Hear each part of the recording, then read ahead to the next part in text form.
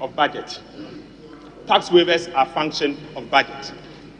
The impact of a tax waiver will reduce revenue or increase revenue or hold the revenue neutral. The import here is for the budget committee to assess the impact of these tax waivers. There is nowhere in the functions of the finance committee that talks of budget tax waivers.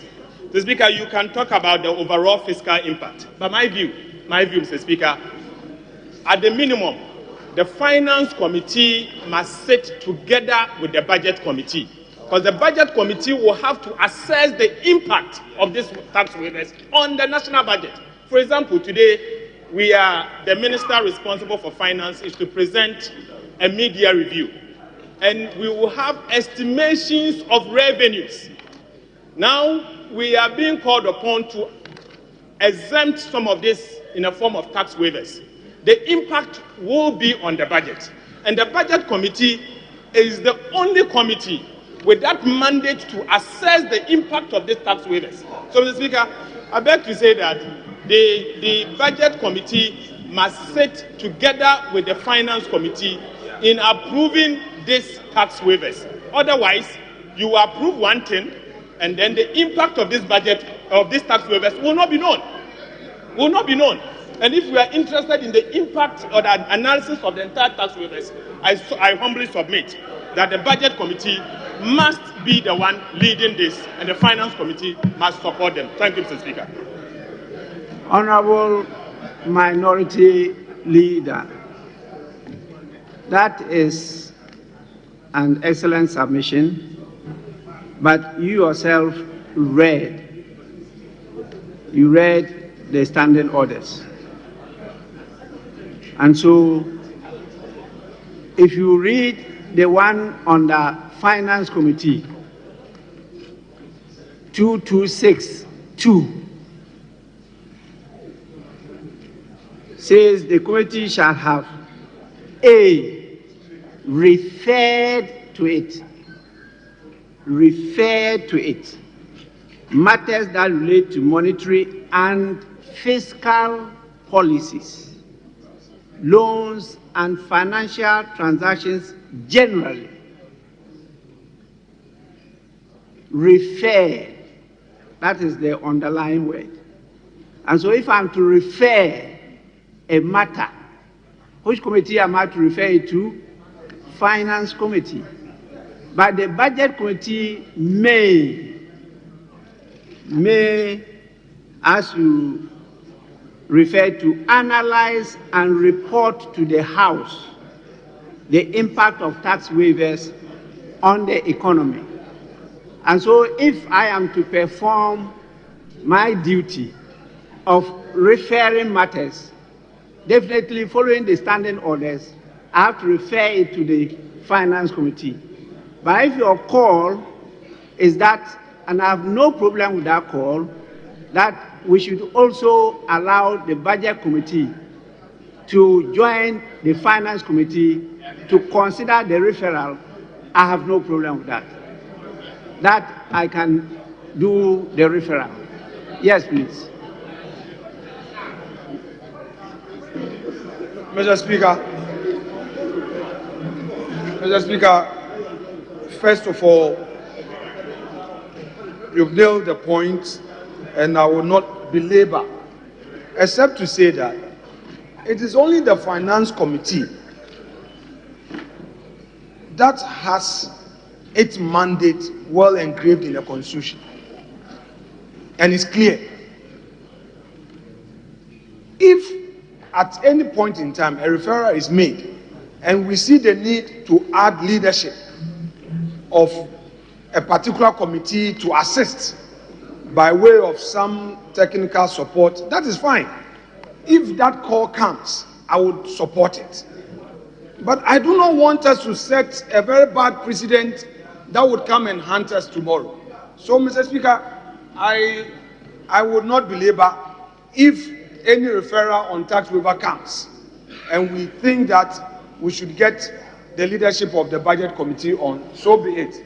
I I would want to agree to your ruling so that we can make progress. I thank you. So I direct that the matter be referred to the Finance Committee, and the leadership of the Budget Committee should join the Finance Committee to analyze and report a comprehensive issue, including, yes, Honorable Mama Yarga. Thank you very much, Mr. Speaker. Mr. Speaker, we do accept your ruling, but also because of the leadership that you played, the leadership role you played in crafting these rules, and for the purposes of precedent, and given the opportunity that this matter has raised for us to look at these same rules. If you look at the rules, it says that the budget actually, we're taking note of it. Yes. I don't want to belabor it. Yes. We delayed in publishing the final one because of the delay in the composition of the membership of the committees. If not, we have come out with the final edition where the issue you are trying to raise has been taken care of. So, members, let's move on. But there is some new development in the front bench of the majority caucus. I can see 2 ministers in front. That is not normal. We have 1 minister to sit in front to present a paper. I have seen another minister, particularly the Minister of Justice and Attorney General, also seated in front. Are you...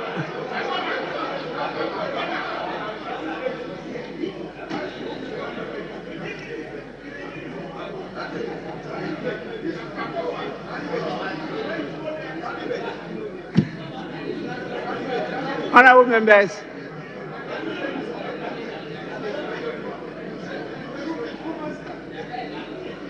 I think the Attorney General is not to be taken on. This is unknown to many, and so please don't see it as any attempt to assume any power. Yes, so let's move on. Honorable members, I think at the conclave, we agreed that a few papers be laid. And so, with your kind permission, we'll move to public business.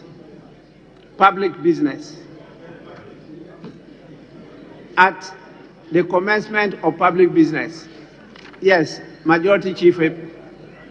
Speaker, shall we proceed to order paper addendum and take the only item advertised?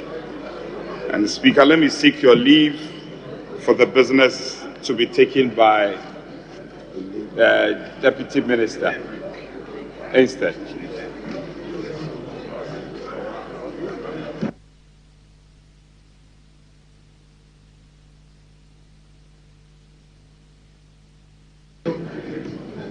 Yes, honorable members, my attention has been drawn to the presence of some distinguished visitors to our parliament from the Pan-African Parliament, led by no less a person than the President of the Pan-African Parliament, in the person of His Excellency Chief Fortuna Charumbira. Please,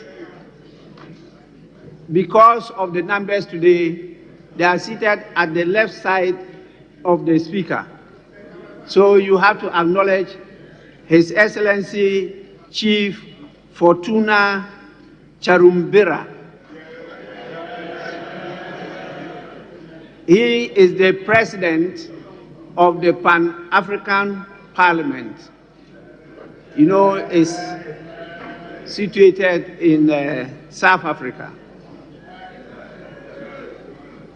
He is accompanied by the clerk to the Parliament in the person of Madame Lindiwe Kumalo. We also have our own former Marshal to this Parliament. We loaned him to the Pan-African Parliament as the Sergeant at Arms for about 18 years now. He has advanced to the position now of an acting deputy clerk. He's in the person of Major retired Kenneth Akibati. The young ones don't know him, but he was very, very good here as a marshal, a very well-disciplined military officer. We also have the director of a bureau. Here we refer to them as chief directors, in the person of Mr. Marimo Ndamuku. Marimo Ndamuku. Well, where I'm seated, I can't see him, but I'm sure you will have a better sight of him. And then a policy director in the person of Mr. Morad Bularaf. Morad Bularaf is from Algeria. And then the one in charge of protocol, Miss Rumbiza Chisango.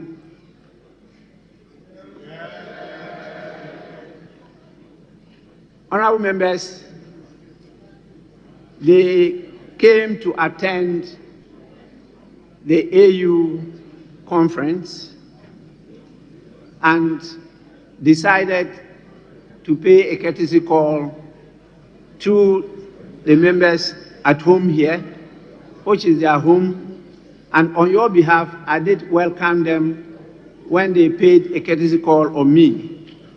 But they humbly decided to sit in for a few minutes before they could catch their flight back to South Africa. And so once again, you are warmly welcome to the Parliament of Ghana. I know you enjoyed your stay here. We had a few discussions which we'll put before this House because we need to collectively support the Pan-African Parliament to strengthen it to be able to perform its functions efficiently and effectively. It's a pleasure having you.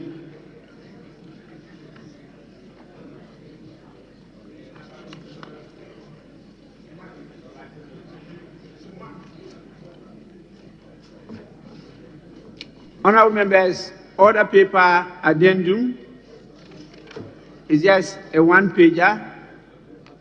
At the commencement of public business, presentation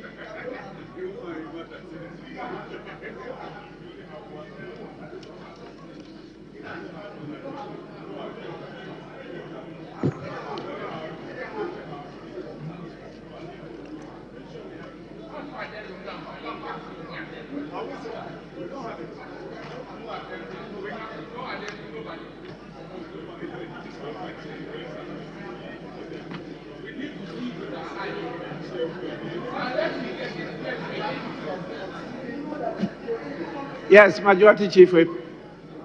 Speaker, I can hear the complaints of my colleagues. Table office should do the needful, but before then, shall we revert back to the original order paper? And Speaker, proceed to page 14, and take item 8U.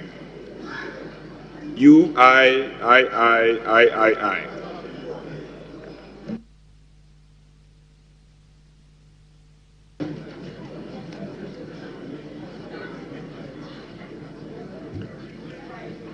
Yes. Mr. Speaker, I have here Tuesday, 23rd July 2024. I don't have page 14.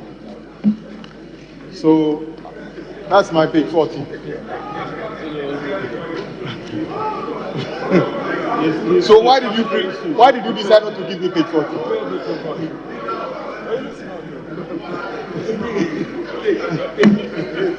Yes. Honorable Minority Chief Whip, I think is the printer's devil. I have page 14. And members, I'm sure a number of you have page 14. So kindly let us go to page 14 of the original order paper, item U, by the chairman of the committee. We have U Roman 1, Roman 2, and Roman 3. And I want to, there's also, yes, Roman 1, Roman 2, Roman 3, to be taken together with one bow. Chairman of the committee. Report of the Finance Committee on the financing agreement between the Government of the Republic of Ghana, represented by the Ministry of Finance, and the International Development Association of the World Bank Group for an amount of $250 million United States dollars for the Ghana Financial Stability Project. Report of the Finance Committee on the request for waiver of import duties, import VAT, import NHIL, import get fund levy, EXIM levy, and the special import levy, amounting to the Ghana cedi equivalent of €1,517,040 for the supply installation of integrated e-learning laboratories in senior high schools, Televic Phase 2. Report of the Finance Committee on the request for waiver of import duties, import VAT, import NHIL, import get fund levy, EXIM levy, special import levy, and other fiscal reliefs amounting to the Ghana cedi equivalent of $38,660,000 United States dollars on materials and equipment to be imported by the Ghana Bauxite Company Limited as a strategic investor under Section 15(1) of the Exemptions Act 2022, Act 1083. Yes, Honorable Richard Achampong. Thank you very much, Mr. Speaker. Mr. Speaker, in respect of the 250 million IDA facility, the committee met. We raised a lot of issues, and they promised to provide the committee with some information. We don't have those information, so we stood it down. We didn't even discuss it. So I'm shocked to hear that report is being laid before all of us, because the meeting was inconclusive. So why do you come and lay a report, Chairman? This is your maiden report. So please, Mr. Speaker, the committee still has the opportunity to meet and take a decision. We've not taken any decision on any report. So this is straight to all of us here. We did not take any decision in respect of the 250 million facility. There's no report. Honorable members. Thank you very much, Mr. Speaker. For Honorable members. Chairman, what do you have to say in response? Thank you very much, Mr. Speaker. It's true we met on these referrals and we agreed subject to. So the report is being laid subject to, and those information have been presented to us, and committee members will see the final report. So we cannot print the report without those information that has been given to us. So we are not doing anything illegal, Mr. Speaker. Honorable members, we will take you Roman 2 and 3 and defer Roman 1 in view of the objection that has been raised. Clearly, the report is not ready. Yes, so it can be late. Let's move. Sorry? Yes. Mr. Speaker, this development is very strange. We haven't even considered it at all. When they attempted to hold a meeting on please, it, we what did you say? What I'm saying is that we haven't even considered the IDLO, let alone to talk about a report subject to. We haven't. It was stood down on the day you brought it, and we gave you reasons. Preliminary objections. Yes, Honorable members, so you are giving us conflicting reports. Because the first statement by Honorable Richard Achampong was that it was considered, but a number of issues were raised, and they agreed to provide the additional information. So no decision had been taken by the committee. That was his position. Now, your position is that it has not been considered at all. Please, let me hear from him. Yes. Mr. Speaker, when they tabled this transaction, the committee had preliminary objections for which it was stood down at this very first meeting. In fact, one of our concerns was that the Bank of Ghana says we need 15 billion for the financial stability. We asked them to come and set up a Ghana Financial Stability Fund into which those funds will be collected, because what they have brought is just $250 million out of 15 billion. So how are we going to account for it? They need to come and set up a fund. That was our position. And so they stood it down. And for me to be seeing a report subject to what? We haven't even considered it at all. So your additional information is that you started the consideration, but you haven't completed. But when you say it has not been considered at all, that conveys a different meaning. Maybe it was because not even the memo to Parliament was read before us. What was referred to? It's okay. Yes. Mr. Speaker, it's simple.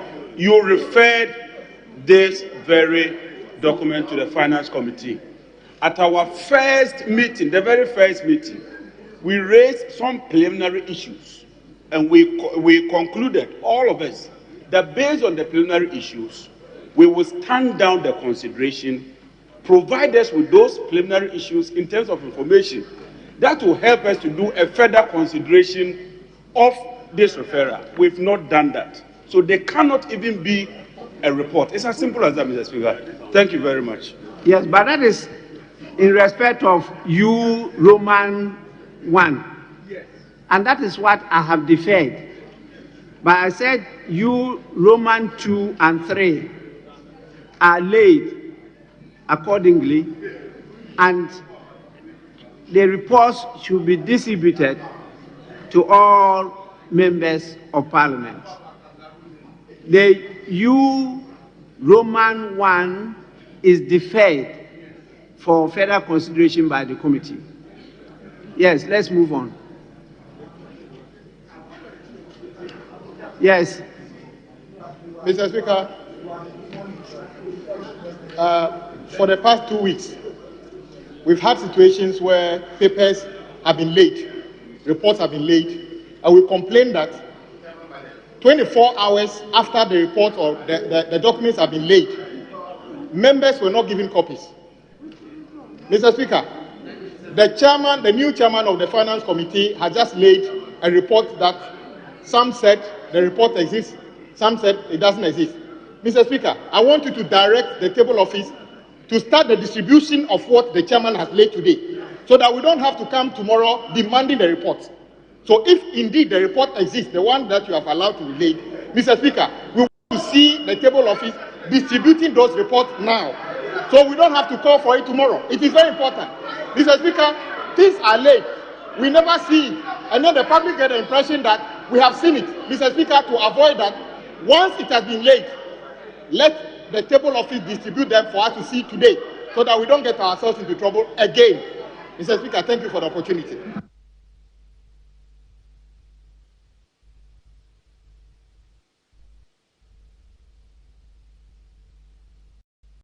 Yes. Speaker, I'm not sure my good friend is seeking to question the competence of the table office. I'm not sure. Yeah, it's quite unfortunate they can't speak into the mic. Over the years, the table office has demonstrated demonstrable competence, and the orders are clear. As and when sufficient copies are received, then they will go ahead and publish those documents and business on the order paper. They have not fell foul of the provisions of our standing order. So I think my good friend is totally out of order, and he should just sit quietly and allow other papers to be laid. He is completely out of order. The table office have been competent so far, and you should at least, if for nothing at all, you give them some credit. For the many years you have been in this house, they have displayed competence. Shall we proceed to order paper addendum and take the only business advertised on the order paper? Honorable members, please let me assist in this matter. We have papers that come from outside. Those are the documents that are referred to, that when we have sufficient copies delivered to the clerk, then they are processed for admission and referred to the business committee to schedule for the consideration of the House. That one, there are sufficient copies to be distributed. But when the report is generated by the House, it's after it is laid that copies will be produced for distribution to members. And the copies are usually distributed through the office generally referred to as the table office, where you have the register. Some of you go to append your signatures.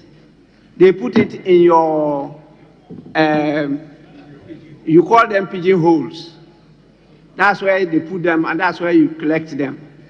They are usually not distributed on the floor. It's only when, during consideration of a report, members say they don't have copies available, that we call on the table office to distribute the additional copies they have. If you have to encourage distribution of copies immediately they are laid, that will disrupt the proceedings of the House. And so we'll take note of the concern you have raised, and then by tomorrow, if copies are not distributed, then we could reconsider the referral. But as at now, I think the proper thing should be done. We should allow the table office to try to produce additional copies that will be sufficient enough to be distributed to members through your pigeonholes. That is what I can say as a matter of practical procedure and the processes of the House. Yes, please. Mr. Speaker, we accept your ruling, but just to maybe a guide to the chairman of the Finance Committee as well. We would encourage him that the next time he wants to lay a paper, that paper must actually exist in the case of the 250 million, because what he has done is an attempt to deceive colleagues by saying that a report from a committee exists. So, Mr. Speaker, it will be very important that, because unless you can prove that the report exists, trying to lay a report which doesn't exist is actually, Mr. Speaker, an affront to the integrity of this House. So, Mr. Speaker, the chairman of the Finance Committee must take note. The next time you want to lay a paper, you can only lay a paper that exists, not a non. In fact, he himself said that in the process, we don't lay in the process papers, we lay papers that exist. Mr. Speaker, thank you for the opportunity. Yes, please. Speaker, we are ready to proceed on to the order paper addendum. And Speaker, I want to seek your leave. I don't know what has come over you this morning. So I seek your leave for it to be done by the Deputy Minister. You know he's indisposed. You know it. I don't need to tell you.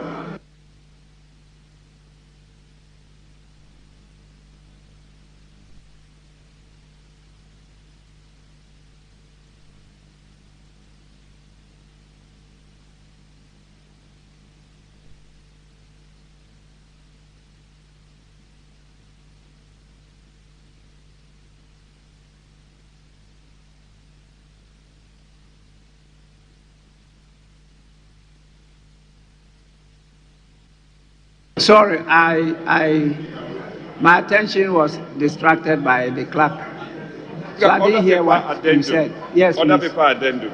It's the only business. We go ahead with other paper addendum. Other paper addendum. Yes.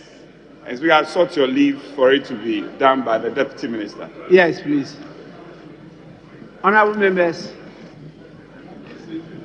Yes, Honorable Deputy Minority Whip. Mr. Speaker, we have no objection to that.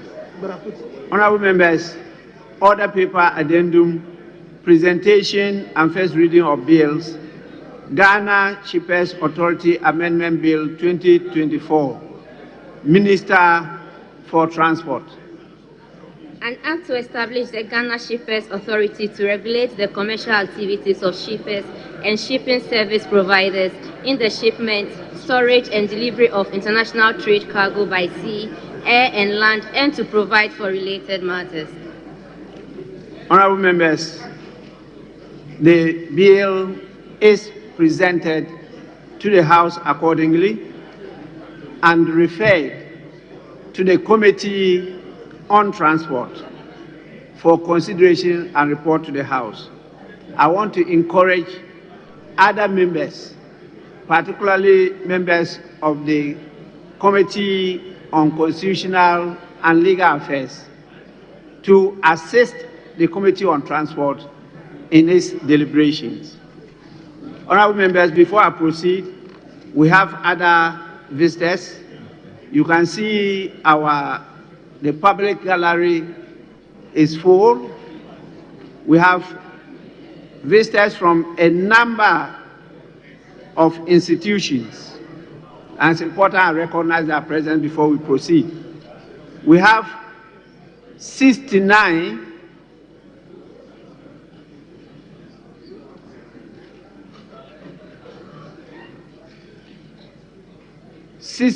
visitors from the APUUTOO Pentecost Child and Youth Development Center. They are led by the director in the person of Collins Joe Annan. The institute is located in the Ekumfi constituency. 69 of them are present, and they are to my right at the public gallery. On your behalf, I want to warmly welcome them to Parliament House and to encourage them to keep on coming. And I hope our team will take them through the rudiments of parliamentary practice. You are welcome. Please resume your seats. We have another group made up of 115 people from the Adubia United Basic Primary and Junior High School. They are led by the head teacher in the person of Mr. Sensu Peter Atta. The school is located in the Manso Adubia constituency. I don't recall the name of a constituency called Manso Adubia. Manso Adubia. That's the name of the constituency.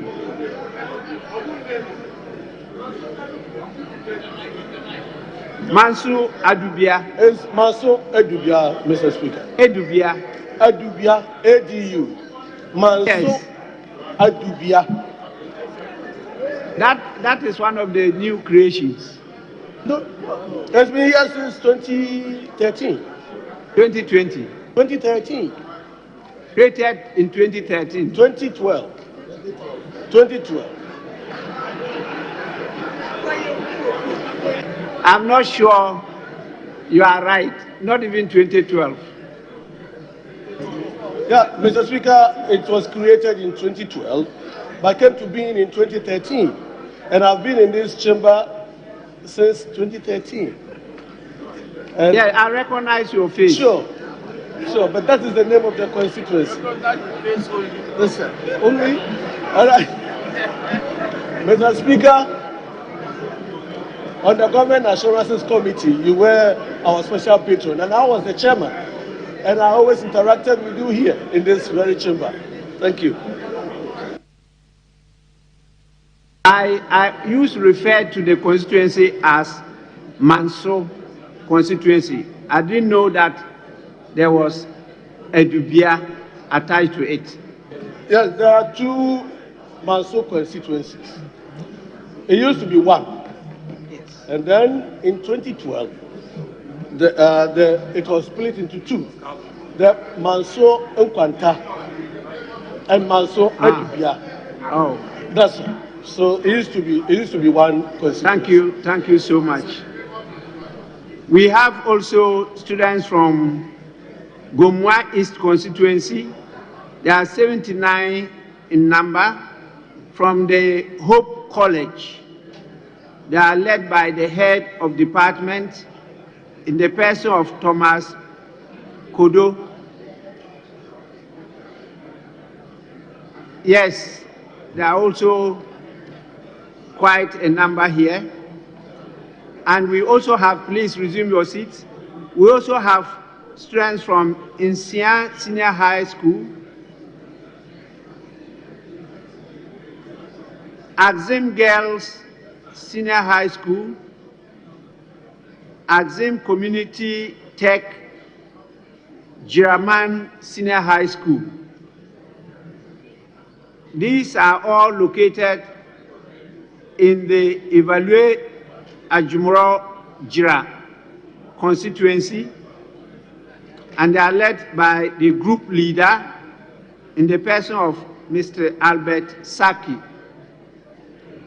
Please, all of you, rather from Adubia United Basic, Hope College, and the current students, you are all welcome to Parliament, and I hope that you will not make it a one-day wonder, 9-day wonder. You continue to come so that you can learn and perform better than us in the future.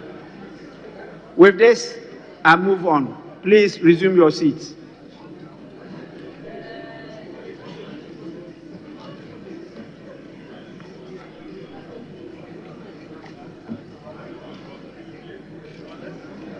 We may now move to the main item.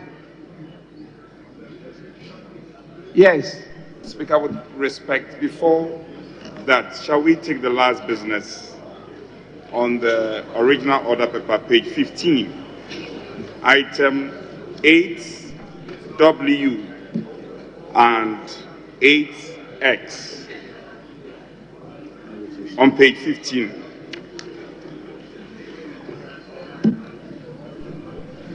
Page 15, item W and X.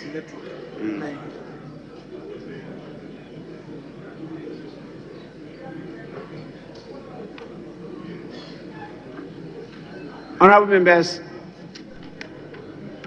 we are being called upon to take the items numbered W and X at page 15 of the order paper. W is by the chairman of the committee, and this time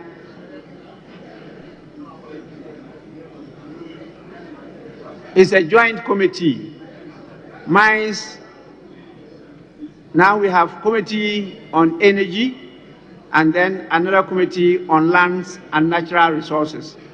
The chairman is to lay the report for and on behalf of the joint committee.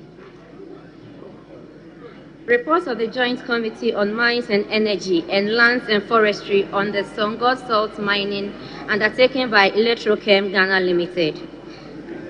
Honorable members, the report is laid accordingly and for distribution to all members of Parliament. Then we take X by the chairman of the committee. Reports of the Committee on Mines and Energy on the 2024 work program of the Ghana National Petroleum Corporation. Honorable members, this report is also laid accordingly and is for distribution to all members of Parliament. Yes, please. Thank you very much, Mr. Speaker. And I'm happy that the former chairman of the committee is here.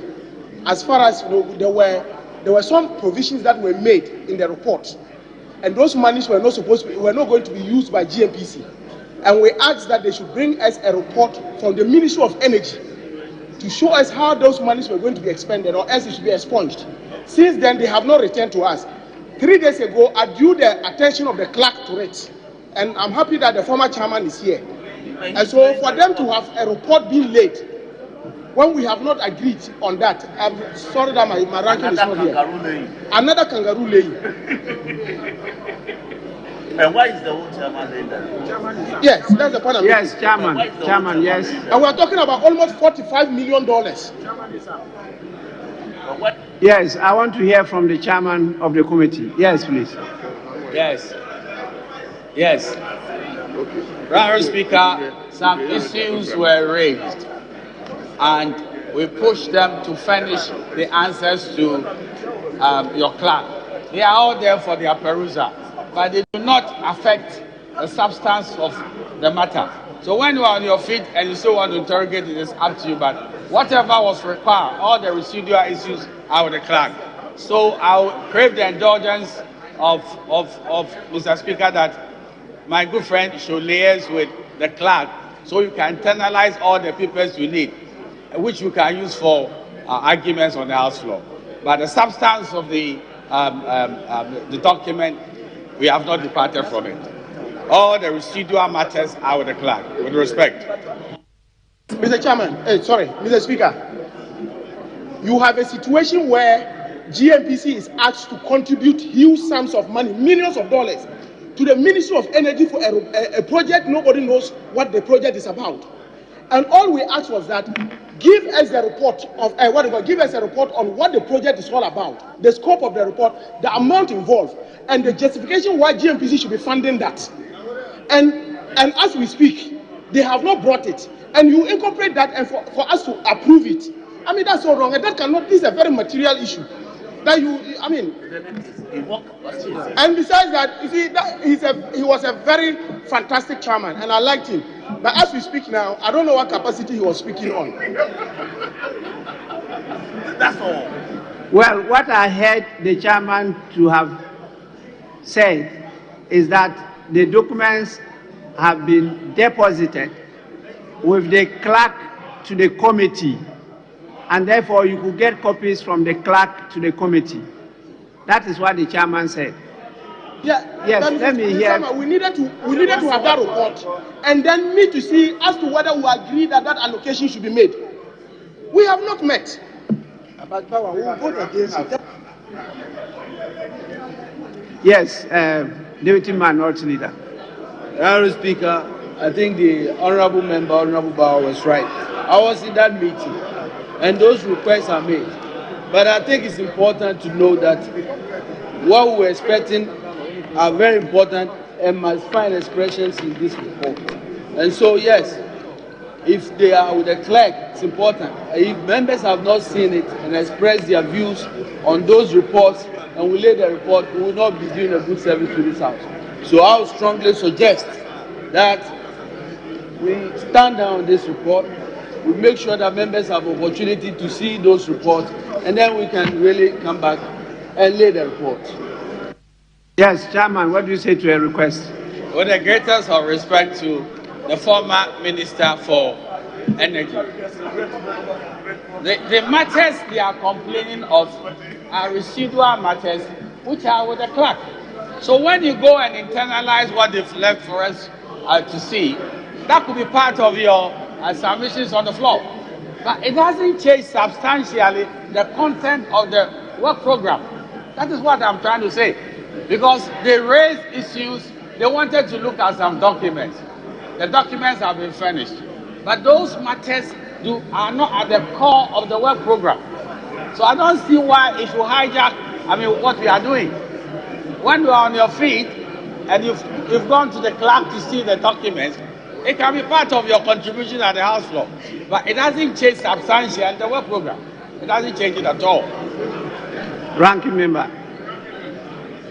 Mr. Speaker, I am shocked and surprised to see this report. Mr. Speaker, I've quickly glanced through from page 1 to 16, and as far as I'm concerned, I disagree with every single page here in terms of this report. Every single page. Mr. Speaker, we have a lot to do before this report is generated. I am your ranking member. If you claim that documents have been submitted, Mr. Speaker, it's not right and proper that you ferry same to the ranking member so that in collaboration with my competent and intelligent members, we can peruse this document to determine the way forward. Mr. Speaker, with the greatest of respect, taking regard to this report, I would appeal to you that just as you did with UI, this one to kindly stand it down. Yes. Let's go and do what is right and proper. Then we can come here and consider. Thank you very much, Right Honourable Speaker.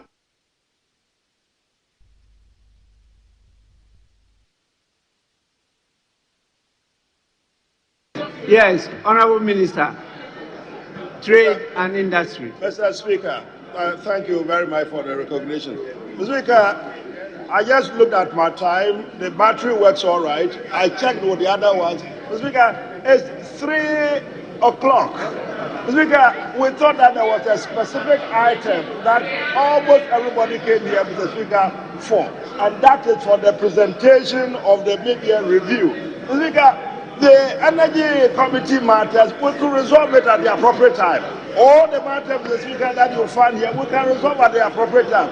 Mr. Speaker, for Christ's sake, our colleagues will allow the minister to present the report, the mid-year review budget. Let's get that out of the way. It's 3 o'clock, Mr. Speaker. Honourable Member, I think you should be talking to your leadership. Give me 1 second. Because they are guiding the Speaker as to which item to call first. I understand that, Mr. Speaker. Yes, so that is what I'm doing. In view of what is happening, please, honourable members, who defer the laying, not stand down, who defer the laying of that item. And this is in reference to item X, 8X, at page 15 of the order paper. Then we can now proceed to the major item of the day. I agree with the Honourable Minister for Trade and Industry. We spent a lot of time. Can we now do the main item? Please. Is that agreeable? It is so, Speaker. Yes.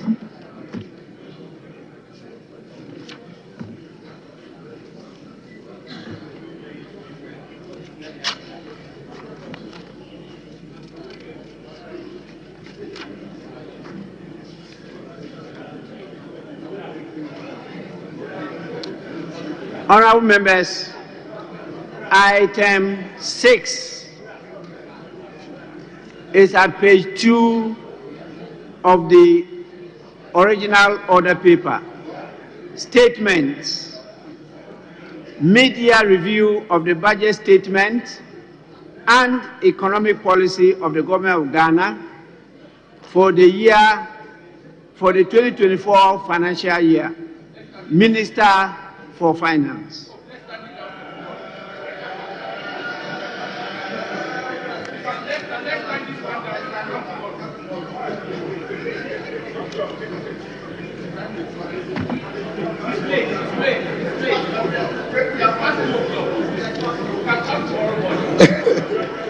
Thank you.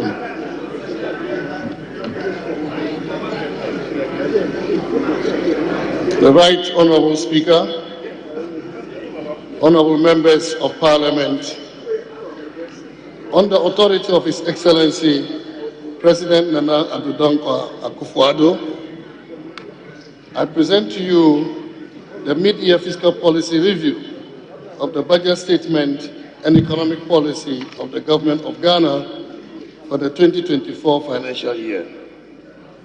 The mid-year fiscal policy review presentation is in fulfillment of Section 28 of the Public Financial Management Act 2016, Act 921.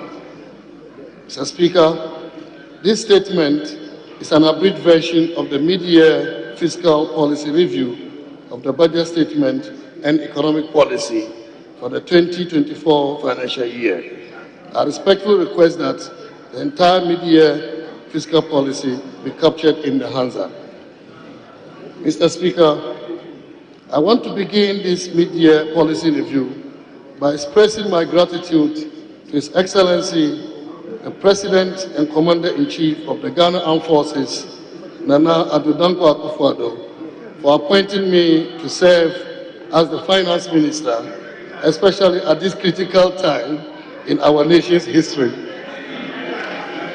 It is such an honor and privilege to serve in this capacity, and I'm grateful for the opportunity. As the Member of Parliament for Karaga and one of your own, I wish to also express my profound appreciation to you, Right Honourable Speaker and Honourable Members, for the immense support I have received since I assumed office as Minister for Finance. I will continue to rely on the full cooperation of the House as we work together to serve our country. Growing up as a young boy in Ababu, Tamale, it never crossed my mind that I will one day stand before you to address this august House in this capacity. The young people out there should therefore know that, especially those sitting in the public gallery, that it is possible with hard work. It is possible with hard work, dedication, and by the grace of God, all of you have limitless opportunities to serve our country. Mr. Speaker, the last 2 years have been extremely challenging globally, and Ghana has not been an exception. The difficult economic environment has truly affected businesses and families, particularly the vulnerable in our society. These challenges have severely affected households, increased cost of living, and limited the creation of job opportunities. Our young people continue to seek employment opportunities beyond what the state can provide. Mr. Speaker, it has indeed been a difficult time, and I deeply empathize with our fellow Ghanaians. Mr. Speaker, over the last 2 years, government has embarked on a number of decisive measures to get us back on the path of fiscal consolidation, economic stability, and growth. And I'm happy to note that these policies we have implemented are yielding the expected results. Growth continues to exceed our expectations. The 4.7% growth rate reported by the Ghana Statistical Service for the first quarter 2024 exceeds the 3.1% recorded in the same period in 2023. Inflation is declining. End June inflation rate of 22.8%, a reduction of 31 percentage points from the December 2022, which confirms the target of 15% by end 2024 is possible. Exchange rate has largely stabilized compared to December 2022, despite the recent pressures. The 18.6% depreciation rate to the US dollar as of June 2024 represents an improvement over the 22% recorded for the same period last year. And gross international reserves reached 3.1 months of import cover as at end June 2024, against 2.5 months of import cover in the same period last year. Mr. Speaker, it is evident that we are on the right trajectory. The economy is rebounding stronger than anticipated. The choices we've made and the policies we are implementing are yielding results. We've reversed the negative trends. All the indicators are looking better. I want to assure you that we will stay on this path and continue to make the right choices. Our economy is recovering, and the recovery is fast and strong. Mr. Speaker, over the last 6 months, we've sought to bring some urgency and speed to the implementation of key government programs, and also swiftly provided the necessary support for growth-enhancing initiatives. I am again happy to inform this august House that with the support of His Excellency the President, Cabinet, and all stakeholders, we have successfully concluded the second review of our extended credit facility with the International Monetary Fund, which led to the disbursement of the third tranche of $360 million, bringing total disbursement to about $1.6 billion. We have completed the debt restructuring program with the Official Creditor Committee of Ghana, covering $5.1 billion, resulting in approximately $2.8 billion of debt service relief. This means that we will not service our debt to our official creditors from 2023 to 2026. We have concluded negotiations with our Eurobond holders, covering $13.1 billion, which would lead to a cancellation of $4.7 billion of our debt and provide debt service relief of another $4.4 billion between 2023 and 2026. We've concluded our negotiations with 5 of the 7 independent power producers, which will lead to a saving of $6.6 billion over the remaining lifetime of the power purchase agreements. We've reined in expenditures to ensure we are within the 2024 budget appropriation and exceeded the mid-year non-oil revenue target by 3.7%. In effect, Mr. Speaker, we are living within our means. Indeed, consistent with our programs with the IMF, we are on course to achieving a primary surplus of 0.5% of GDP by end of the year. We've cleared all outstanding bank transfer advice, BTAs, up to 2022, and working hard to pay BTAs from 2023. We've embarked on major reforms of state-owned enterprises, especially those in the energy and cocoa sectors, to be fiscally prudent and reduce their risk on the budget. We've launched the SME Go program to provide financial and technical support to SMEs.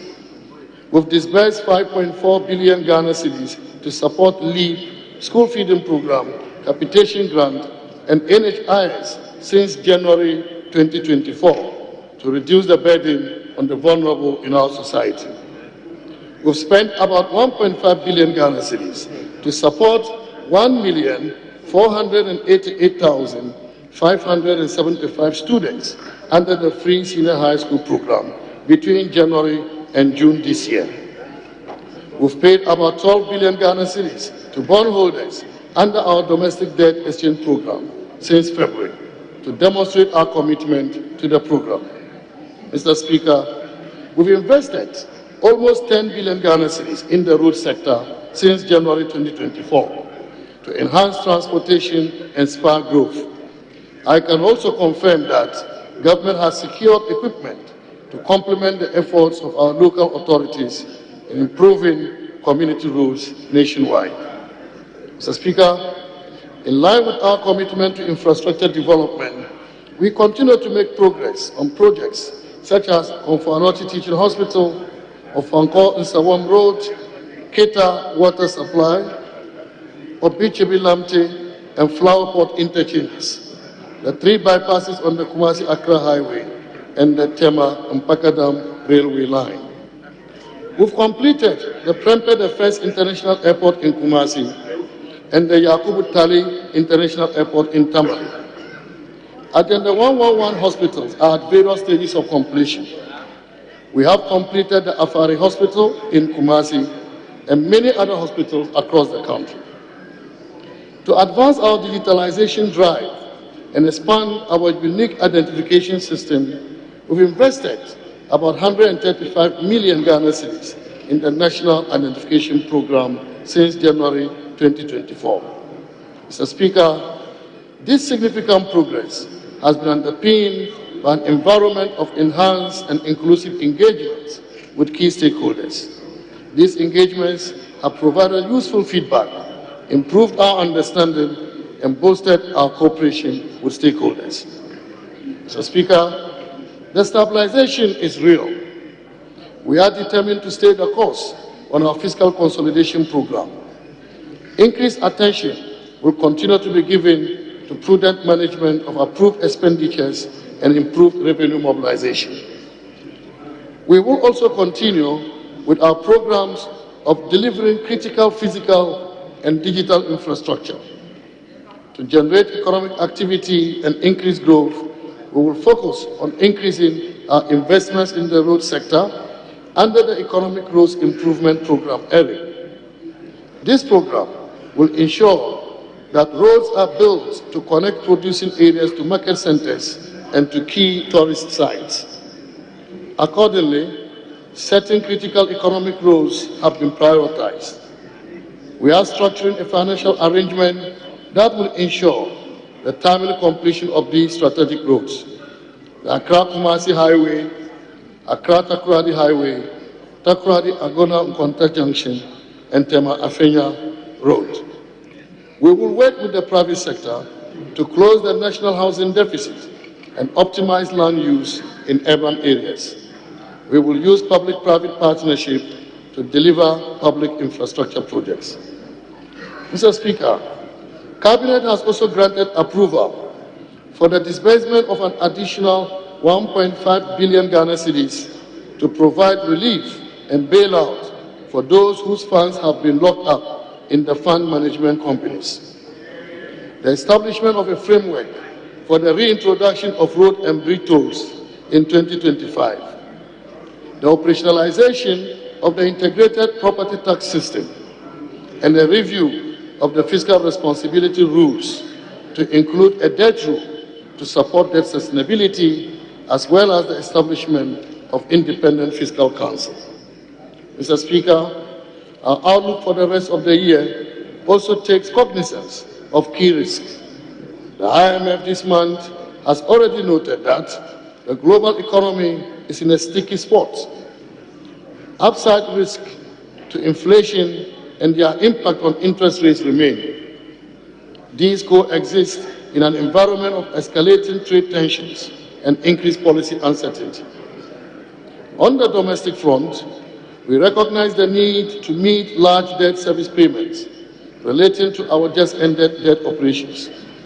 We will continue to review the performance of key SOEs and engage stakeholders to decisively mitigate their risk.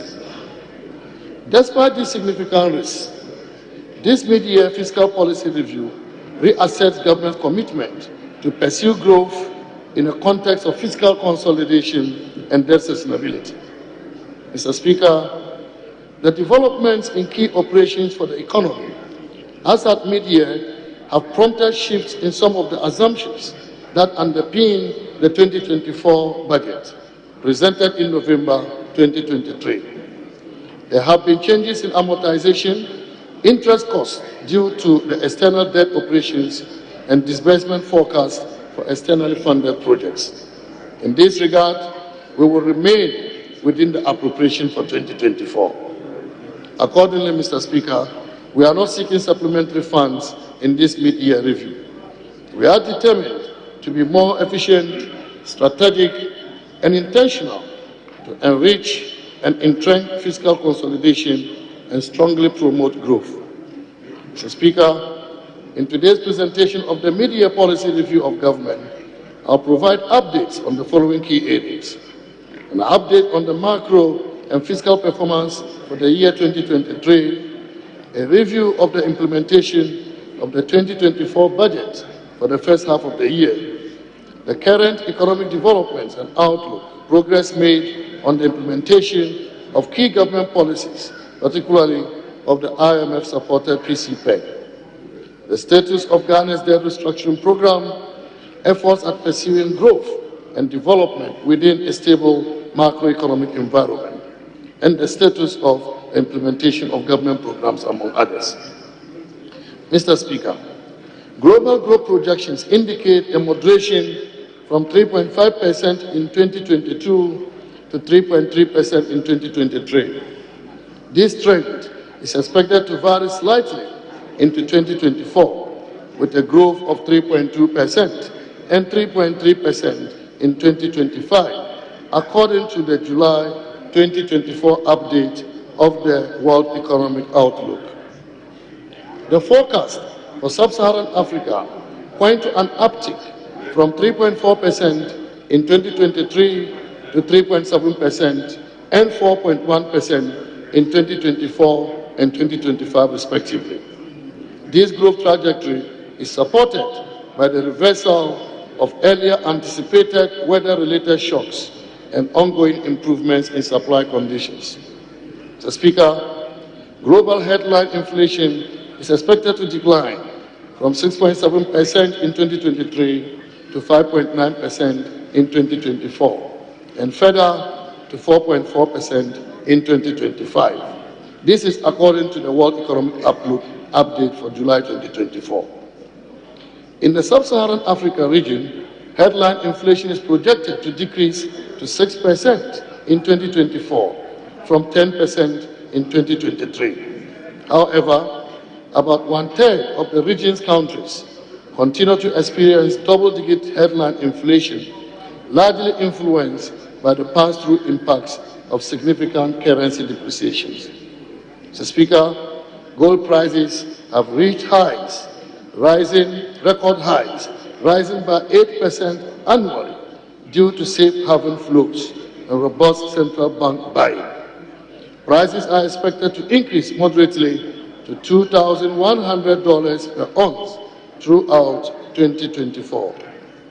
Mr. Speaker, when we presented the 2024 budget to this August House last November, we shared our progress in terms of the macroeconomic performance for the first 3 quarters of 2023. Today, with the full year data at our disposal, I present a more comprehensive update on the performance of the domestic economy in 2023 and the first half of 2024.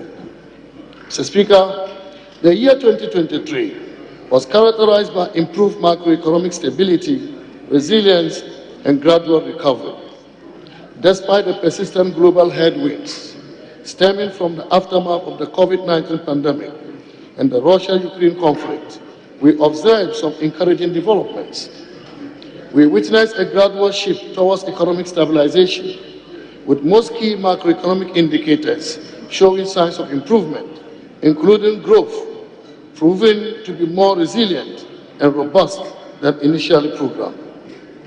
Mr. Speaker, provisional 2023 GDP statistics published by the Ghana Statistical Service in April 2024 indicate that growth of the economy in 2023 was more resilient than projected.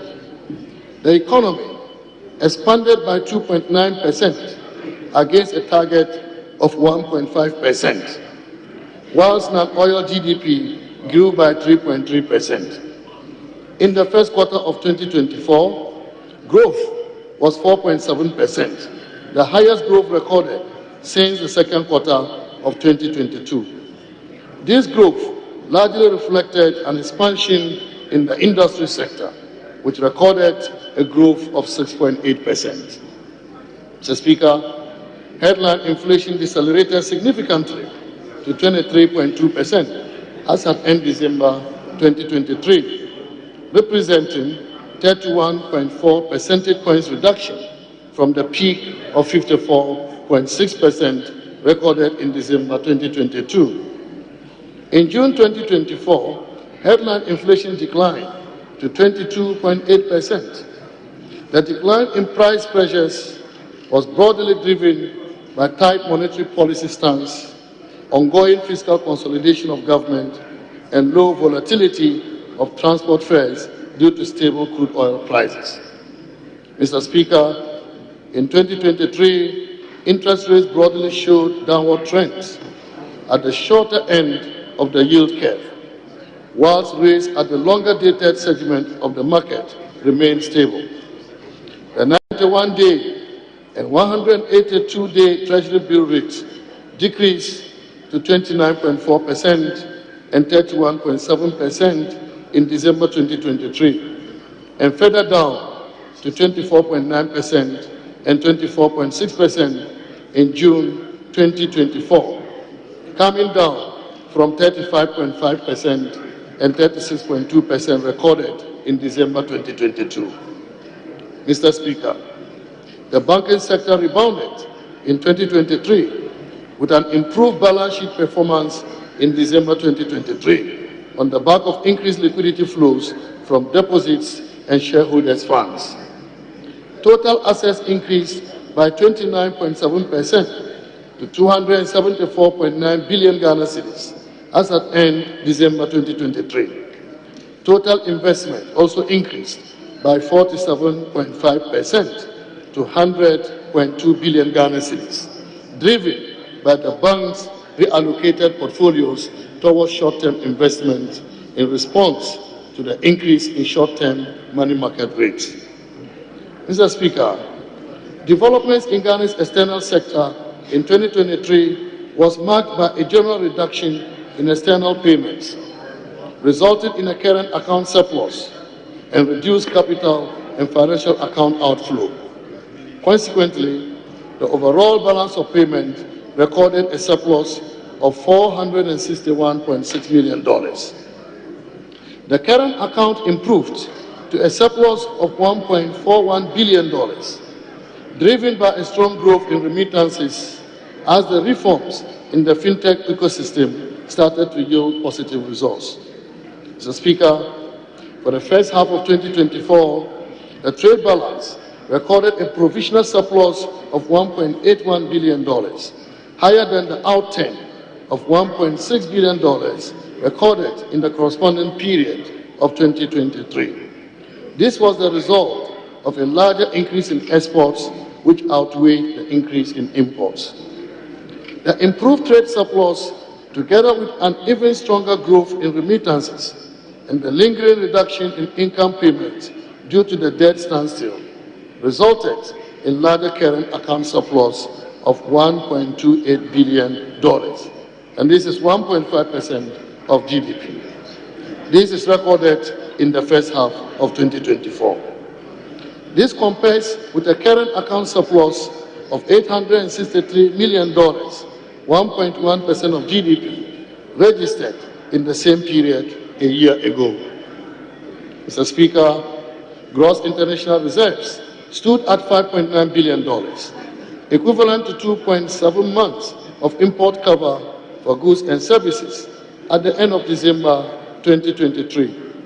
Our reserves further increased to $6.9 billion, equivalent to 3.1 months of import cover at the end of June this year.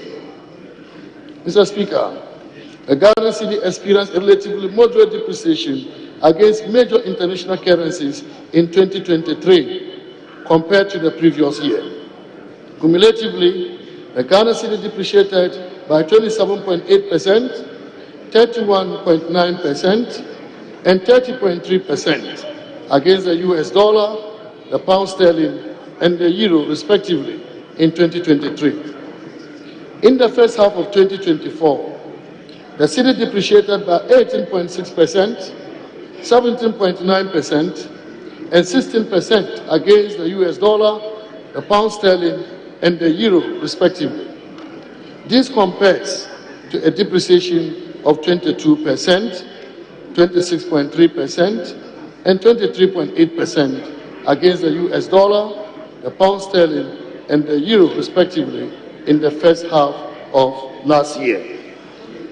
Mr. Speaker, government fiscal operations for 2023 show significant improvement in the fiscal balances, demonstrating an effective fiscal consolidation with the primary balance on commitment basis reducing by over 4 percentage points of GDP in 2023 relative to 2022. The fiscal performance for 2023 is presented within the context of the revised 2023 overall deficit on commitment basis, which has a target of 5.7% of GDP, with a corresponding primary deficit of 0.5% of GDP. On cash basis, the revised 2023 overall deficit target was 6.4% of GDP. Overall budget deficit on commitment basis was 31.5 billion Ghana cedis, 3.7% of GDP, compared to the mid-year budget target of 49 billion Ghana cedis, 5.7% of GDP.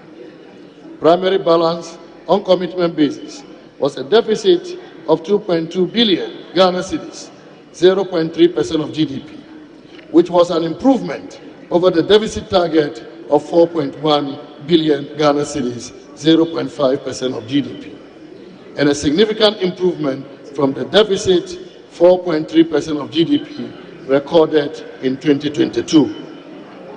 The overall budget balance on cash basis was a deficit of 28 billion Ghana cedis, 3.3% of GDP, which is much lower than the target of 55 billion Ghana cedis, 6.4% of GDP, and down from the deficit of 10.6% of GDP recorded in 2022.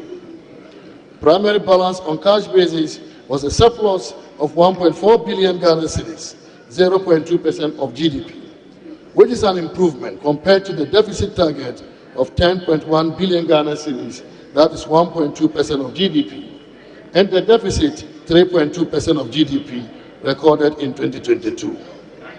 Mr. Speaker, provisional data on government fiscal operations for the first half of 2024 indicates that revenue mobilization and expenditure execution were broadly in line with the target, resulting in an overall budget deficit on commitment basis of 21.3 billion Ghana cedis. This corresponding primary balance on commitment basis was a deficit of 2.3 billion Ghana cedis, that is 0.2% of GDP, compared to the deficit target of 2.4 billion Ghana cedis, also 0.2% of GDP. Mr. Speaker, the overall cash budget deficit was 36.1 billion Ghana cedis, 3.4% of GDP, compared with the deficit target of 35.2 billion Ghana cedis, 3.3% of GDP. The corresponding primary balance on cash basis was a deficit of 17.1 billion Ghana cedis, 1.6% of GDP, compared with the period target of 8.8 billion Ghana cedis, 0.8% of GDP. Mr. Speaker, total revenue and grants for the first half of 2024 amounted to 74.7 billion Ghana cedis, 1.9% below the target of 76.1 billion Ghana cedis. Despite the shortfalls, the outturn shows a nominal year-on-year growth of 24.6% and constitutes 42.3% of the budget's total revenue for the year. The revenue performance was mainly driven by the strong performance in non-oil tax revenue and non-oil non-tax revenue, which partly offset the shortfalls in oil receipts for the period. Mr. Speaker, total expenditures commitment amounted to 95.9 billion Ghana cedis, below the budget target of 104.8 billion Ghana cedis. Mr. Speaker, as at end December 2023, the provisional central government and guaranteed debt in nominal terms was 608.4 billion Ghana cedis. This was made up of 351.1 billion Ghana cedis and 257.2 billion Ghana cedis for external and domestic debt, respectively. Mr. Speaker, the provisional total central government debt as at end June 2024 stood at 742 billion Ghana cedis, equivalent to 70.6% of GDP.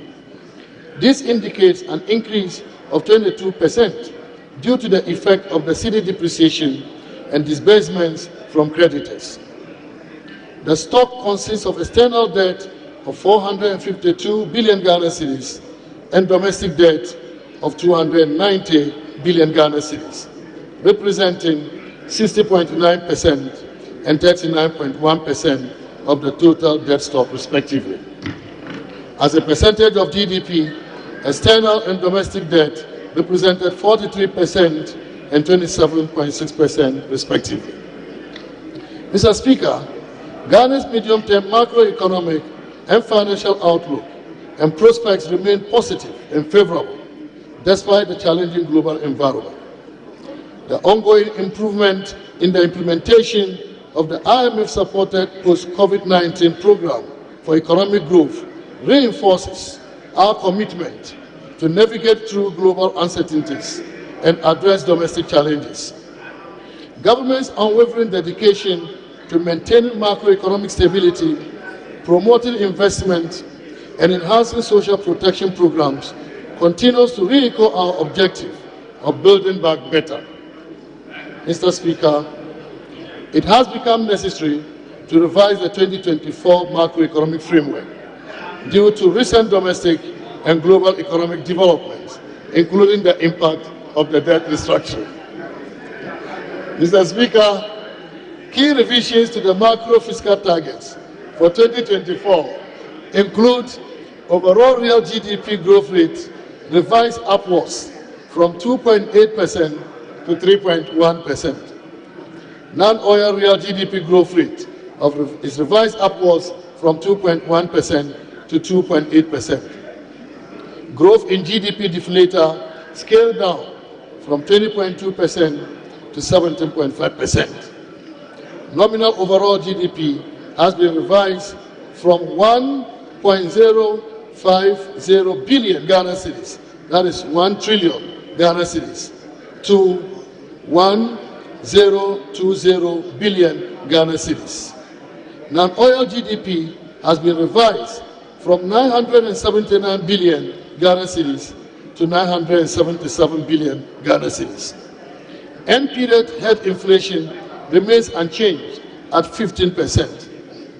Primary balance on commitment basis is maintained at a surplus of 0.5%.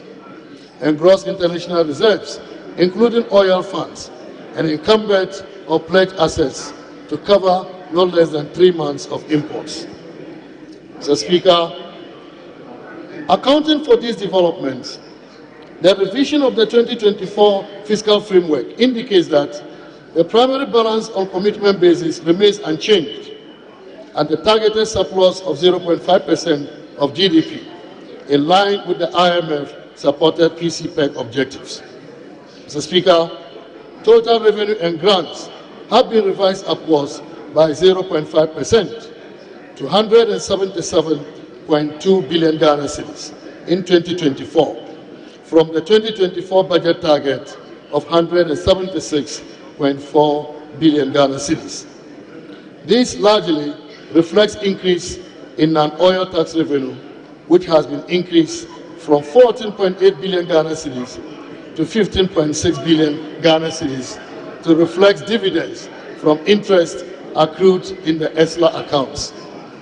Mr. Speaker, total expenditure on commitment has been revised downward by 2.1% to 219.7 billion Ghana cedis from the original budget projection of 226.7 billion Ghana cedis. This revision is largely on the back of interest payments, which has been revised downwards by 7.9 billion Ghana cedis to reflect the impact of the external debt restructuring on external interest payments. Mr. Speaker, the overall balance on commitment basis has been revised from a deficit of 50.3 billion Ghana cedis to a deficit of 42.5 billion Ghana cedis. The primary balance on commitment basis is therefore maintained at surplus of 0.5% of GDP. Mr. Speaker, the cash deficit of 54.1 billion Ghana cedis is expected to be financed from foreign and domestic sources. The net foreign financing will amount to 15.2 billion Ghana cedis, representing 28.1% of the total financing for 2024. Foreign financing will include disbursements from the second and third tranche of the IMF program and World Bank Development Policy Operation Funding. Mr. Speaker, the domestic financing will amount to 38.9 billion Ghana cedis, representing 71.9% of the total financing for 2024. This is expected to be sourced from the issuances of debt at the short end of the domestic market and inflows from Ghana Petroleum Funds.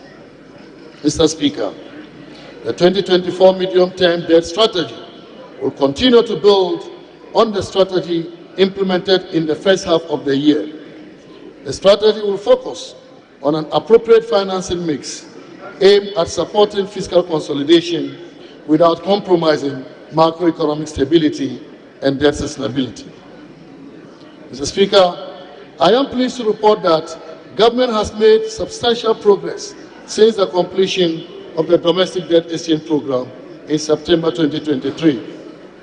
We've successfully honored 2 coupon payments, with the second payment of about 5.9 billion Ghana cedis in February 2024. Furthermore, we are on track to make the third coupon payment of 6.1 billion Ghana cedis in August 2024. The timely payments of these coupons will undoubtedly improve investor confidence in the domestic market and bolster the overall economy. After an 8-month period of negotiations, Mr. Speaker, government and the Official Creditor Committee for Ghana reached an agreement in principle on the 12th January 2024, outlining the broad parameters for the restructuring of official bilateral debt. Subsequently, on the 11th June 2024, government and the OCC reached an agreement on an MOU covering the restructuring of about $5.1 billion of the official bilateral debt. Mr. Speaker, as I indicated earlier, I am pleased to report that this agreement resulted in debt service relief amounting to $2.8 billion over the course of the IMF program 2023 to 2026, which will provide critical liquidity support to the economy. Mr. Speaker, the MOU will serve as the guiding document for amending individual country claims against Ghana. The next critical step is a direct engagement with the bilateral creditors to implement the mutually agreed restructuring terms. Mr. Speaker, government is committed to securing debt treatment from all other external creditors, consistent with the comparability of treatment principle enshrined in the G20 Common Framework. We are pleased to announce that on the 24th June 2024, government reached an agreement in principle with the Eurobond holders to restructure approximately $13.1 billion of outstanding Eurobonds. Additionally, it reduces the nominal value of the outstanding Eurobonds by $4.7 billion and provides debt service relief of about $4.4 billion during the program period. Mr. Speaker, the debt restructuring will result in reducing the present value of our public debt to 55% by 2028, as embedded in the IMF-supported program. Mr. Speaker, the government of Ghana remains committed to engaging in good faith negotiations with other commercial external creditors, comprising primarily private banks and suppliers or contractors that have provided commercial loan facilities. Our objective is to finalize restructuring agreements with these creditors that uphold the principle of comparability of treatment and addresses Ghana's requirement for debt relief, ensuring a comprehensive and sustainable approach to our external debt obligations. The debt restructuring has been a crucial pillar of Ghana's economic recovery from the 2022 crisis. It has helped to restore confidence in the economy, and the following benefits are evident: rapid restoration of macroeconomic stability and debt sustainability, avoidance of steeper fiscal adjustment, creation of fiscal space for development spending, and prevention of a domestic and external banking crisis. Mr. Speaker, despite the benefits, we remain committed to exercising caution, informed by the lessons learned from our experiences and the sacrifices of the Ghanaian people. Our debt strategy going forward includes deepening reforms to ensure irreversibility and building buffers to reduce vulnerabilities and enhance resilience. Mr. Speaker, in the 2024 budget statement and economic policy, government outlined a series of revenue measures consistent with the medium-term revenue strategy. The measures reflected the commitment of government to improve the tax-to-GDP ratio from the current 14.1% to 18 to 20% by 2027. In the 2024 budget, government amended existing legislation to give effect to the revenue measures. These measures also aim to broaden the tax base and improve tax compliance for a more equitable and efficient revenue system. Mr. Speaker, whilst not all the measures were implemented in the first half of the year through enhanced compliance and enforcement, the Ghana Revenue Authority exceeded its mid-year target by 0.2%. Similarly, non-tax revenue performance, as at the end of June, exceeded the target by 14%. Mr. Speaker, in line with its commitment to ensuring full disclosure of retained internal generated funds by public institutions, government has deployed the Ghana.gov platform to over 1,500 public institutions and also rolled out the Ghana Integrated Financial Management Information System, GIFMIX, to 287 IGF-reliant public institutions. As at the end of June, 140 public institutions, including GRA, had gone live and received payments through the platform, totaling 56.4 billion cedis, an increase of 34.6% compared to the same period in 2023. Mr. Speaker, for the rest of the year, the Ministry of Finance will deepen engagement with both GRA and relevant stakeholders to effectively implement policy, administrative, and regulatory measures to ensure that the revenue targets are met.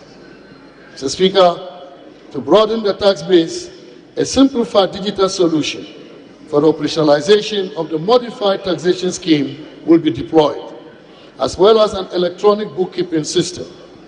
Additionally, 2,000 more taxpayers will be onboarded onto the electronic invoicing system, the EVAT system, by the close of the year. GRA will also continue with the cleaning of the taxpayer register and onboard more taxpayers onto its electronic systems to improve the taxpayer experience and compliance. In addition, GRA will continue to enforce and enhance data sharing with other tax jurisdictions to boost revenue mobilization. Government will reinstitute the integrated property tax system by synthesizing data from MMDAs, lands valuation, ECG, and other relevant government agencies to create a comprehensive digital property record database that will transform property data management and ensure a more efficient and accurate property tax system. Mr. Speaker, to enhance revenue mobilization by IGF-reliant covered entities, discussions will be held around provisions of incentives to those institutions that exceed their revenue target for the year. The Ministry will continue the deployment of the Ghana.gov payment platform to remaining public institutions and ensure that all those already onboarded go live. Additionally, the outstanding activities for the full rollout and utilization of the GIFMIX for the processing of IGF expenditures will be completed by the end of the year. Mr. Speaker, government will also develop a framework for the reintroduction of road and bridge tolls to facilitate the processes for the implementation of a modernized and efficient road and bridge tolling system commencing in 2025. Government undertook to ensure that we will have stability and also ensure that the economy continues to grow. Government also continued the implementation of ongoing programs and seeks in this mid-year review to provide an update on the progress and the outlook for the rest of the year. Mr. Speaker, government is determined to improve road infrastructure in the country. This has been done through the construction of new roads and the upgrade and maintenance of old ones. The rehabilitation and maintenance of road infrastructure nationwide are at various stages of completion. These include Jabosu, Boinzan, ongoing roads, Winneba Kaswa, Karagatown roads, Gushagu Town Roads, Tolun Daboya Road, Nanton Karaga Gushagu Highway, Sefuweasu Town Roads, Accra Kumasi Roads, and many other roads. Some of the completed road projects include the Diasoba, Esienchim, Manshia, Anchi, Adekrom, Deborah Camp, and others. Sunyani and Brekum Inner City Roads, Atebubu Town Roads, Asinfosu Dunkwa Koko Station, Kohu Tafu Miasu Roads. Mr. Speaker, in addition, the following major roads are at various stages of completion. The rehabilitation of the Tamale-Tatali Road, Phase 2 of the Tema Motorway Roundabout, construction of the flyover over the Accra-Tema Motorway from the Flower Point Roundabout on the Spintex Road to East Legon. Construction of the Phase 2 works under the Swami Interchange, dualization of Nsawam Ofanko Road, works on the Aguna Nkwanta Takwa Road, works on the Domi Kitasi Road, and Phase 2 of Obichibi Lamte Interchange and ancillary works.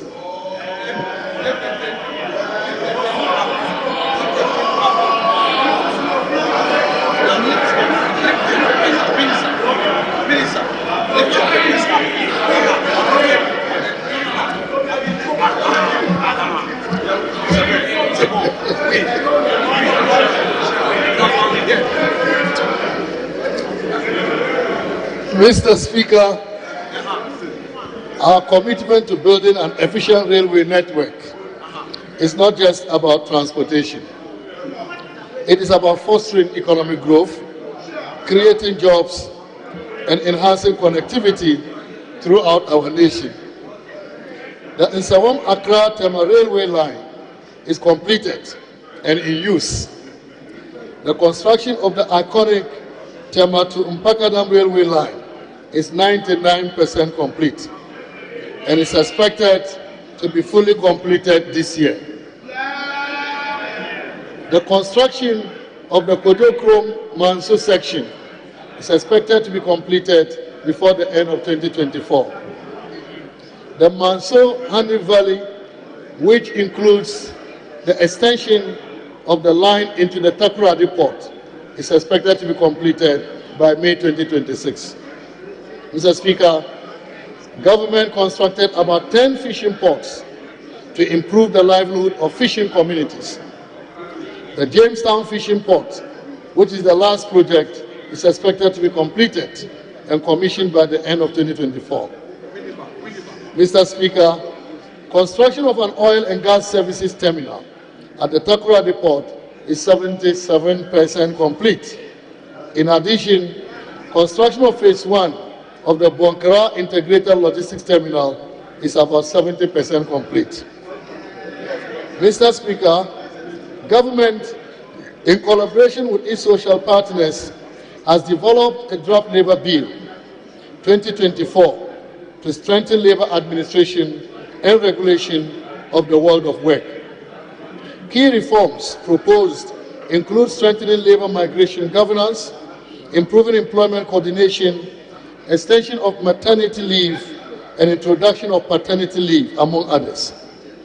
The labor law is expected to be promulgated before the end of this year. Government continues to reform and position the Youth Employment Agency as a facilitator of jobs for the teeming youth of our country. In the first half of the year, about 90,000 beneficiaries were engaged, including 15,000 youth in community policing, 6,000 youth in community health, 1,500 in prison services, and 2,100 youth in garment and apparel. Mr. Speaker, as part of the preparation towards the conduct of the 2024 presidential and parliamentary elections, the Electoral Commission registered voters in 268 district offices and 775 electoral areas. The Commission also compiled the special voters list and managed applications for vote transfers and proxy voting. Mr. Speaker, during the first half of 2024, the National Commission for Civic Education carried out sensitization and awareness creation for a total number of 3.1 million people regarding the peaceful conduct of the 2024 general election. Mr. Speaker, as part of activities to effectively coordinate security coverage for the electoral activities this year, the Police Service has established the Police Election Security Secretariat under the authority of the National Election Security Task Force.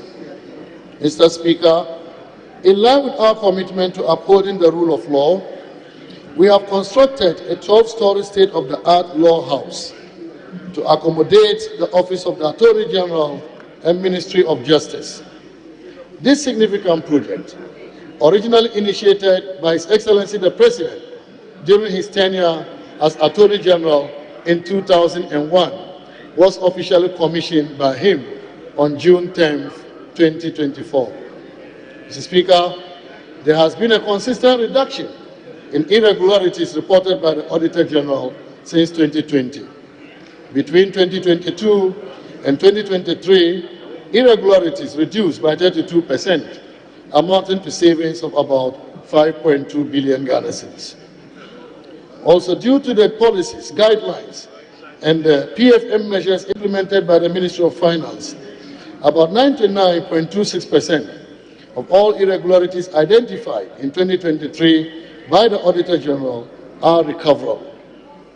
The Ministry of Finance is working with the Internal Audit Agency, the internal audit units, and audit committees to recover these amounts.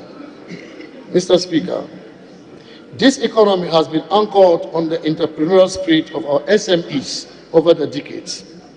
They employ 80% of our people and contribute about 70% to GDP. However, SMEs continue to have challenges regarding access to finance, widening skills gaps, limited access to technology and digital infrastructure, and regulatory constraints as well. Mr. Speaker, as I indicated earlier, the SME Growth and Opportunity Program, SME Go, has been launched to connect SMEs with resources, expertise, and opportunities. Altogether, we've mobilized about 8.2 billion Ghana cedis through Development Bank Ghana, Ghana Exim Bank, Ghana Enterprise Agency, and other partners for SMEs to grow and increase competitiveness in regional markets. We are grateful to the IFC for the $400 million and to the Africa Development Bank for the $45 million support provided towards this program. We will also continue our collaboration with key institutions such as the Ministry of Trade and Industry, the Ghana Commodity Exchange, the Venture Capital Trust Fund, GESAL, NEP, MASLOC, and YEA to support the SME ecosystem in this new era of SME development. Mr. Speaker, we prioritize the agricultural sector due to its far-reaching impact on the economy and livelihoods. To improve our food security, we are implementing the Enhanced Planting for Food and Jobs Phase 2. Through this program, we introduced the input credit system and adopted technology-driven platforms, enabling farmers and value chain actors to operate transparently and efficiently. Mr. Speaker, to support the private sector in enhancing fish and aquaculture production, we've scaled up the supply of premix fuel since January 2024. Additionally, we are also partnering with private enterprises and are providing employment to about 10,000 people to expand and venture further into aquaculture. Mr. Speaker, government has remained focused on expanding the economic enclave projects under the Ghana Cares program. We secured 50,000 acres of land to ensure security of tenure and de-risk agricultural investments, thereby attracting private sector involvement in the cultivation of rice, maize, soya, poultry, grains, vegetables, and animal husbandry. At the Kusunya EEP in the Greater Accra region, government has taken significant steps to de-risk private sector operations for the cultivation of rice. including the completion of 18 kilometers of feeder roads from Chopoli Junction on the main Accra-Ada route to the enclave, extension of 18 kilometers electricity to the enclave, development of a 20-kilometer irrigation canal for consistent water supply and year-round farming. Additionally, we have trained about 500 youths on agricultural entrepreneurship through a $6.1 million partnership with the MasterCard Foundation. These investments have Honorable Minister, may you just have a short break? I will suspend. Thank you, Mr. Speaker. Sitting for 5 minutes. Take your breath, and I will ease up and come back in 5 minutes. Sitting is suspended for 5 minutes.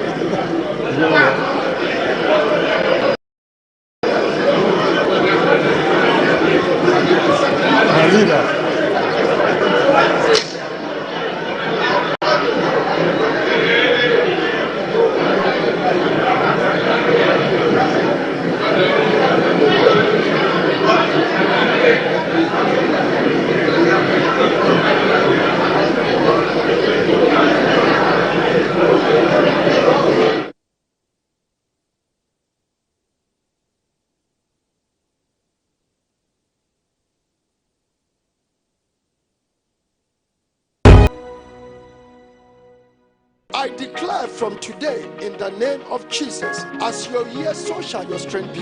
Welcome to a place of spiritual rejuvenation. The Oasis Hour is a refuge for weary souls seeking solace, a place where prayers are answered and hearts are lifted.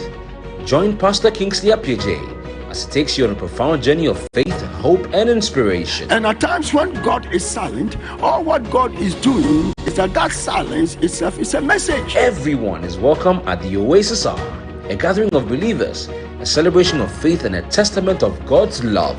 Remember to tune in to the Oasis Hour with Pastor Kingsley Appiaje this and every Sunday, 9 to 9:30 a.m., exclusively on GTV.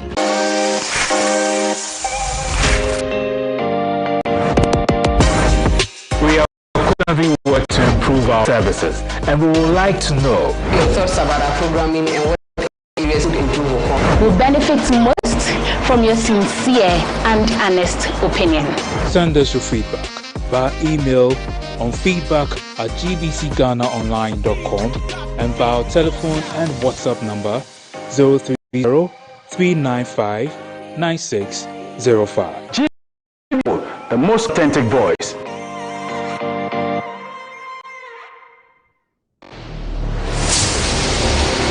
Your spiritual life is about to be transformed. Are you craving the nourishment of God's word? Your life is in the hands of God, but your future is in your hands. Do not predict your future. Create your future. We are ready to satisfy your soul's yearning for the divine touch from the Almighty. I'm not saying that don't work. Work hard. Get more money. Enjoy your money. But listen to me. Make sure you position your life well in the Lord. Tune in to an uplifting experience. Join us every Saturday at 9 p.m. as Reverend Dr. Frank Odoi Sarkodie guides you on a journey of faith, wisdom, and inspiration. Christian life is a journey. Positive Hour with Reverend Dr. Frank Odoi Sarkodie. Media budget no ana Honorable Mohammed Hamid Adams Odugusua Ode Ebre na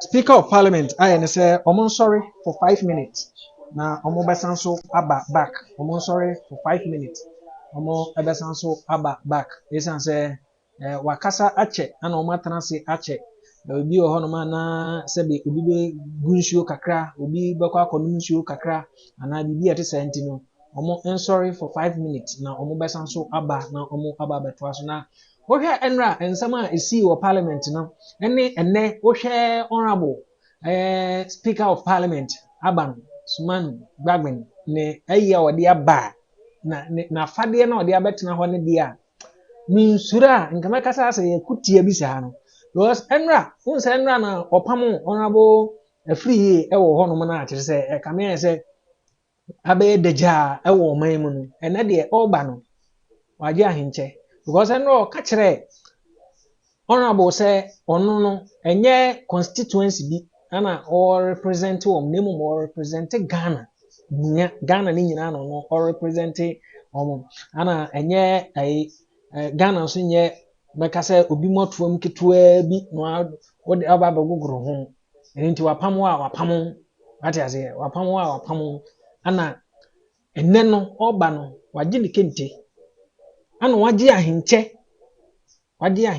sɛ ohun sɛ na ɔte wɔ asɛn sɛ ebi a wo no hyɛ aseɛ sɛ wo join na ebi a honorable Hamid ana ebi a na ɔwɔ so nti wanhyɛ da ɛnhu no yie a ɛna na ne ɛteɛ no wagye ahenkyɛ mua ana wafura ne kente kama sɛ ne otumfoɔ ɛba adwabɔ bi aseɛ no saa pɛpɛpɛ na no adrɛseɛ ana n'ahwenneɛ egugu ne kɔn mu kama kyerɛ sɛ ɛnɛ deɛ wɔhwɛ na sɛ nya nim a wonim no ana yɛka kyerɛw sɛ wɔyɛ ɔhene bi yɛpɛ title bi di ama no sɛ ɔhene bi anaa wɔyɛ anka kyerɛ sɛ no ano no pɛpɛpɛpɛ ɛsiane sɛ ɛkɔ yie paa ɛno nti wɔn atena ase a mɛka sɛ wɔrehwɛ na ɔtoto affairs ɛno nso na dwumadie no atumi ayɛ nkɔsoɔ credit ne nyinaa yɛde ɛma ɛyɛ GBC wɔn ɛhɔnom na yɛapeke feed no ɛde afiri ɛnyɛ yɛnko yɛafa feed no firi hɔnom mɛka sɛ ɛdɔm no dodoɔ na ɛhɔ na yɛapeke feed no afiri ɛsiane sɛ nyinaa yɛ sɛ yɛkɔ akɔgu hɔnom ɛne ɛhɔ bɛyɛ crowded aboro so koraa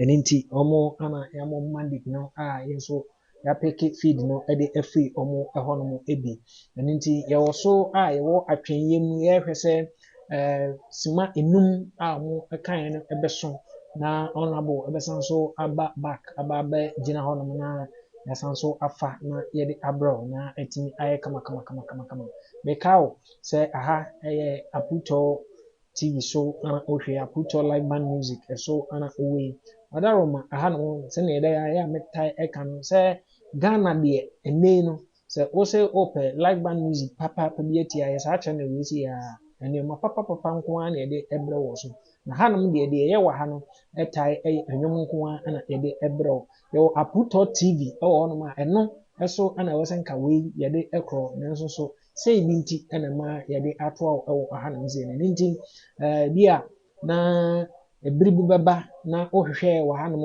sɛ news anaa biribi sɛ ɛkɔ so na sɛ wohu yɛwɔ hanom a na yɛwɔ APUUTOO TV na nkasa so aha ɛyɛ APUUTOO live band music ɛso ana mede wo ɛwɔ yi nyame ɛyɛ adom na sɛ afe EPL no ɛstate a yɛgyinam saa deɛ bɔbɔ biara de commentary bɛbrɛ wo deɛ ɛwɔ access sɛ yɛbɛtumi ahwɛ biara no yɛde ɛho commentary ɛbɛbrɛ wo na kyerɛ sɛ atumi ayɛ kama na biribiara ayɛ fɛfɛɛfɛ ɛde ama wo ɛno nti yɛwɔ atwɛnyɛ mu yɛhwɛ sɛ 5 minutes no ɛbɛso na yɛtumi asan akɔ back to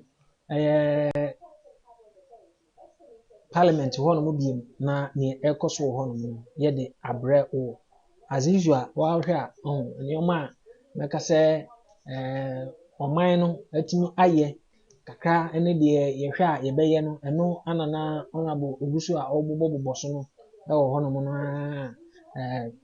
speaker of parliament ɛyɛ ne sɛ wɔn nkɔ break for 5 minutes mmra no nti no a sɛnea dada na wonim sɛnea yɛredi Ghana budget a yɛsi ɛyɛ no saa pɛpɛ ana ɛnɛ nso so ɛkɔ so ɛwɔ hɔnom saa wɔn ɛde dwumadie no ɛde ɛbrɛ ɛwɔ hɔnom ɛno nti wɔn nso wode a ne sɛ wɔn ne yɛn ɛbɛtena aha no si na deɛ ɛkɔ so biara no yɛabɔ mmɔden na yɛde abrɛ kama ɛwɔ ha no megye di sɛ 5 minutes no ɛnkyɛ biara ɛbɛso saa sɛ ɛkɔkɔyɛ aborɔfo 5 minutes deɛ a ɛne yɛn ahyɛ sɛ mɛka sɛ aka bɛyɛ 1 minute pɛ bi na so na ebi ɛkɔkɔyɛ Ghanafoɔ 5 minutes deɛ a ɛne yɛn twɛn 20 minutes nka ho na kyerɛ sɛ ɛno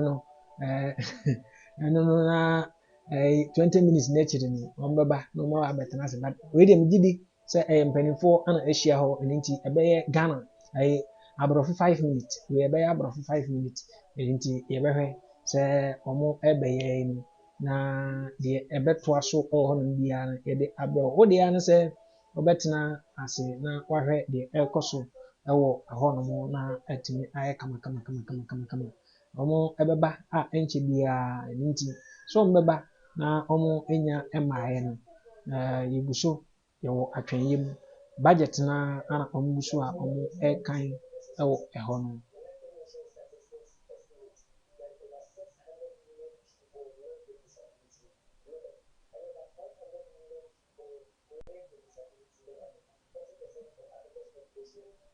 Budget no ana ɔmo gu so a ɔmo ɛkan ɛwɔ hɔ no nti mɛka sɛ honorable ne parliament nyinaa asɔre a sesei ɔmo nyinaa ɔmo tenetene ɔmo apɔm kakra ɔmo atena ase akyɛ nti ɔmo tenetene ɔmo apɔm kakra nti apɔm tenetene mu ana ɔmo gu so a ɔmo ɛwɔ yi ɛno nti ɛnso ɛwɔ ha nom sɛ deɛ ɛkɔ so ɛwɔ ha no ɛkɔ so ɛwɔ hɔ no yɛde ne nyinaa ɛbrɛ wo na atumi ayɛ kama ɛwɔ hɔ ɛno nti yɛwɔ ha deɛ ɛkɔ so no ana yɛn nso yɛde ɛbrɛ wo ebi enum.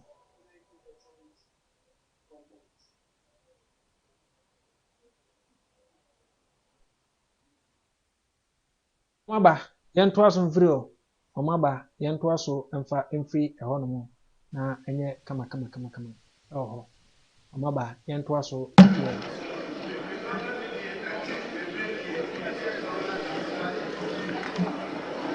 Mr. Speaker, thank you very much for the opportunity to continue with my address. Mr. Speaker, government has remained focused on expanding the economic enclave projects under the Ghana Cares program.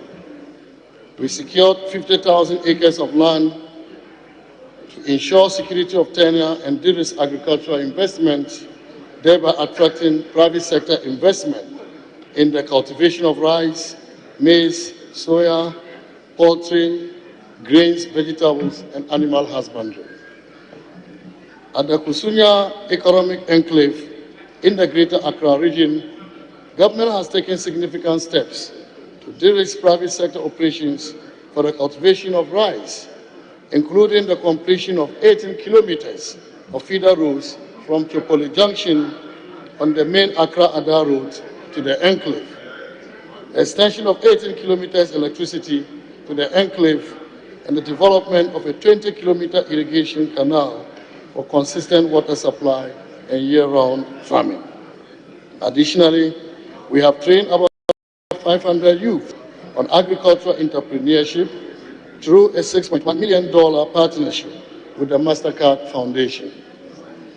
These investments have resulted in 397.5 tons of rice harvested in the phase 1 of the project. They are also leveraging approximately $7 million in climate funds from the World Food Programme. Mr. Speaker, at Kumeu in the Ashanti region, we've developed and allocated 1,000 acres of land to build the largest poultry brooder house and hatchery in Ghana. Additionally, 600 acres of rice has been harvested and 300 acres of maize has been cultivated in the first season of production. Mr. Speaker, at Banda in the APUUTOO region, 950 acres of land has been cleared and 40 kilometers of access road has been constructed to the farm. 2 private sector actors are ready to start cultivation of yam, potato, and maize. Mr. Speaker, government will operationalize 2 new enclaves in Sunsong in the northern region and Yagaba in the northeast region.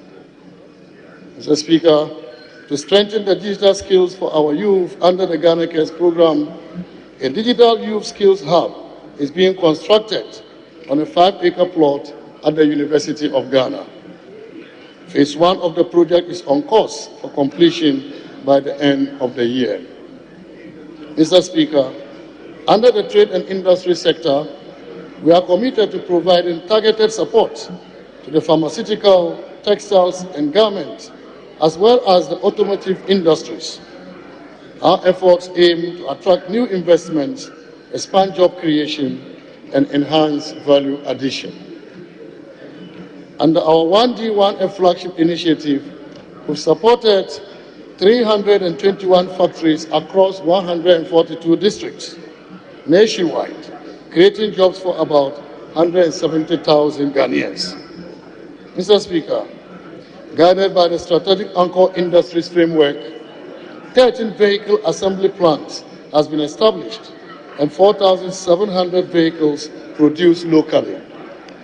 We aim to penetrate the sub-regional market through the Africa Continental Free Trade Area Framework and pursue local assembly of electric vehicles in line with our electric vehicle policy.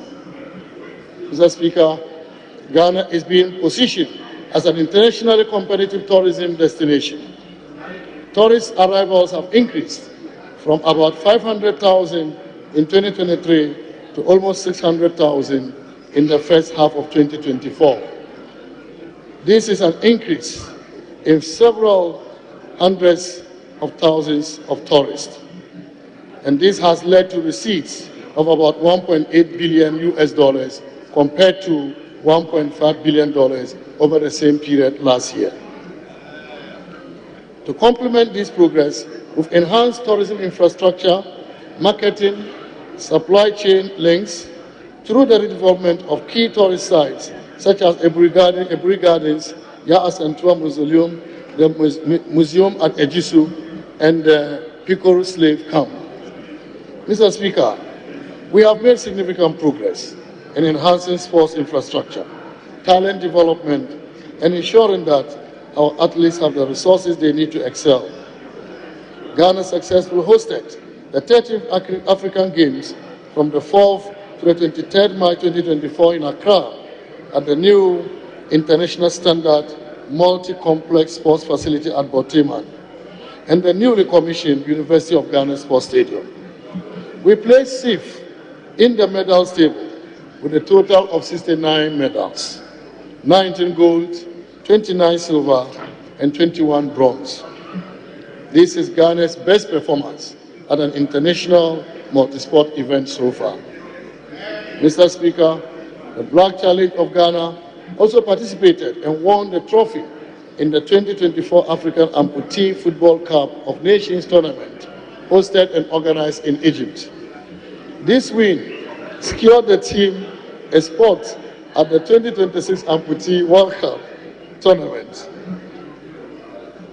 Mr. Speaker, government continued to implement various social intervention programs to protect the poor and the vulnerable, to alleviate poverty and improve the country's human development indices.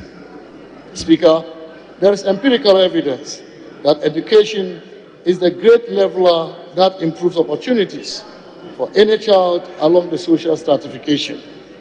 As UNICEF has already pointed out, education is a key social and cultural right and plays an important role in reducing poverty and child labor. Furthermore, education promotes democracy, peace, tolerance, development, and economic growth. Convinced about these objectives, government has over the last 8 years prioritized education. This is to ensure that over time, skills will be improved to protect and impact productivity, to grow the economy, and to improve living standards. Mr. Speaker, in 2008, His Excellency the President, then the flag bearer of the New Patriotic Party, announced the policy of free senior high school. And for 8 years, he kept his conviction. On 2nd March 2017, government allocated 400 million Ghana cedis to implement free senior high school. We also indicated that our oil resources will fund the program, as the President believes that every Ghanaian child must benefit from the oil resources of our country. The impact of the program is evident. To date, a total of over 9.9 billion Ghana cedis has been spent on the program, and a cumulative total of 5.7 million young people have benefited from this initiative, many of whom may not have had this opportunity. Mr. Speaker, to complement this effort, we provided facilities under TVET to empower our young people with employable skills, with 168,000 students enrolled in the 2023-2024 year. Additionally, we are constructing 10 STEM schools and 10 STEM centers across the country.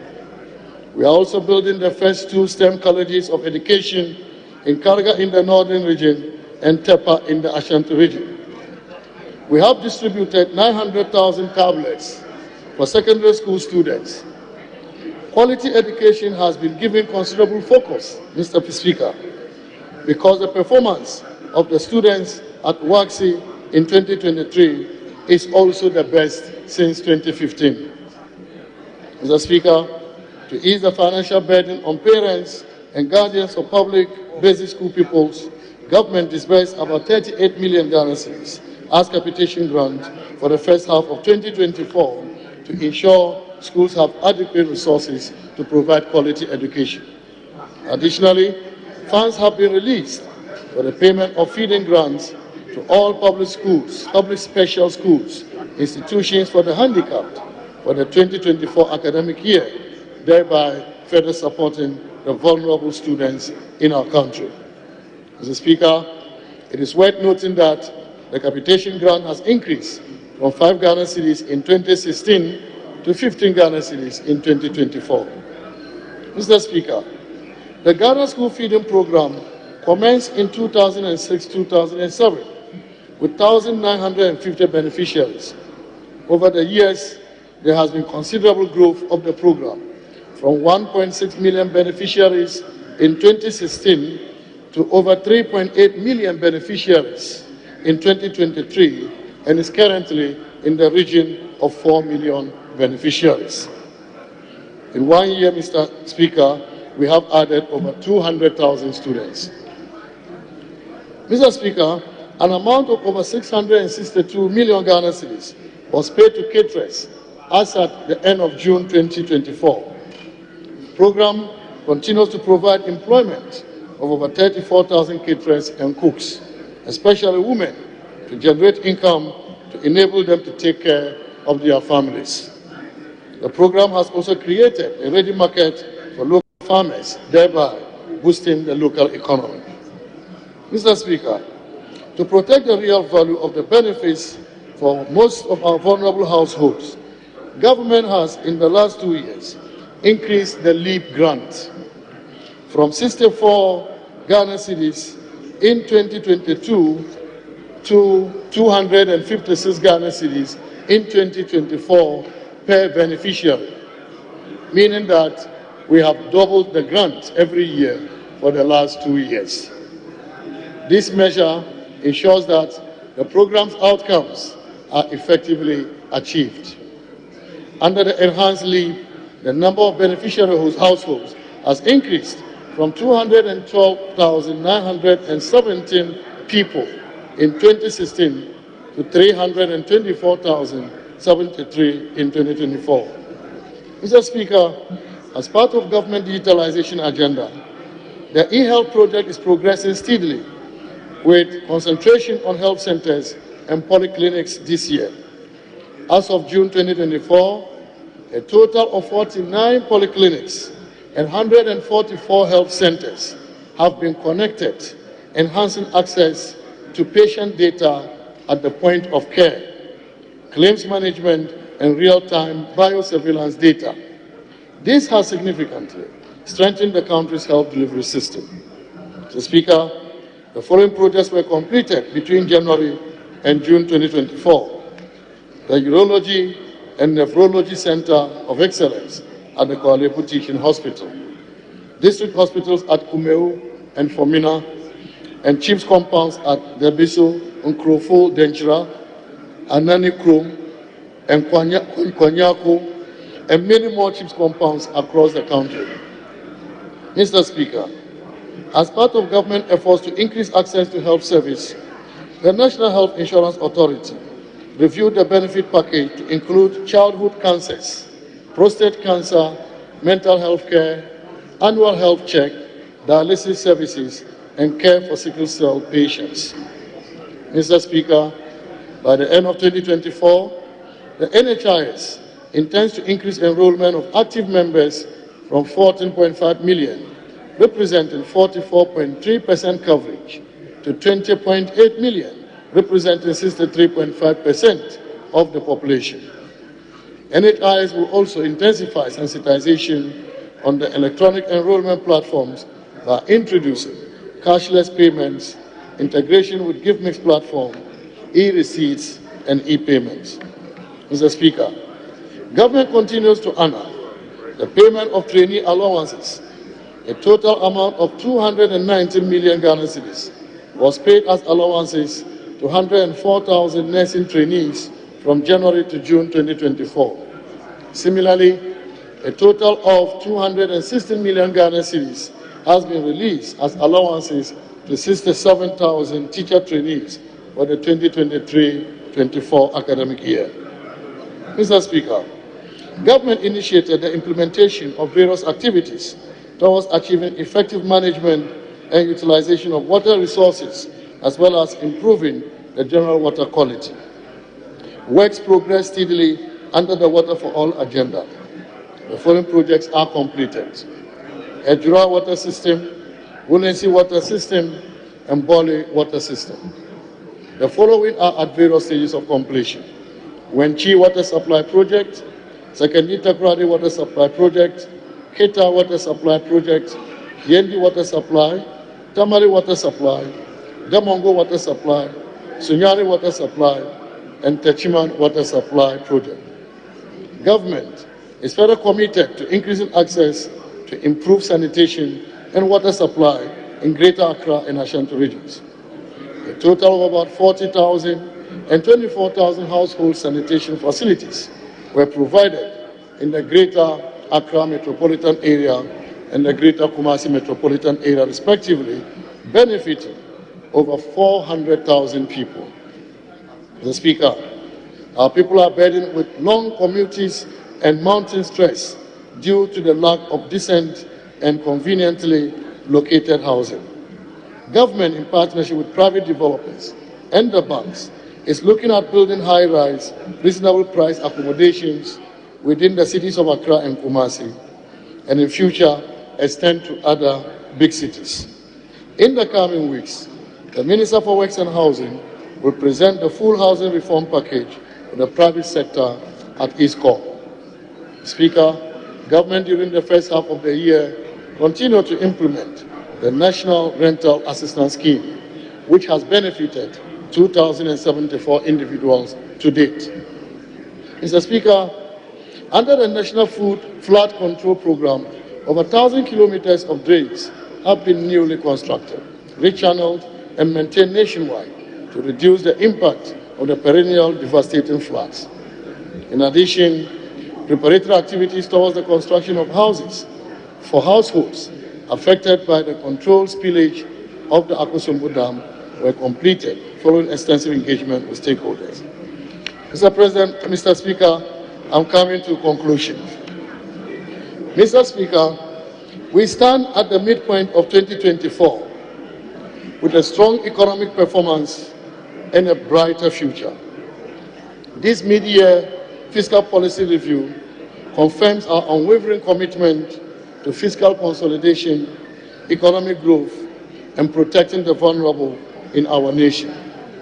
Today, I've outlined the remarkable progress we've made in fiscal consolidation. Our economy is rebounding, evidenced by the stability we have demonstrated. Our progress enables us to be confident about the future. This is the result of effective implementation of the policies and programs outlined in the 2024 budget. Together, Mr. Speaker, we have successfully navigated challenges in the last 7 months. We continue to stay the course and achieve successes with the IMF ECF program.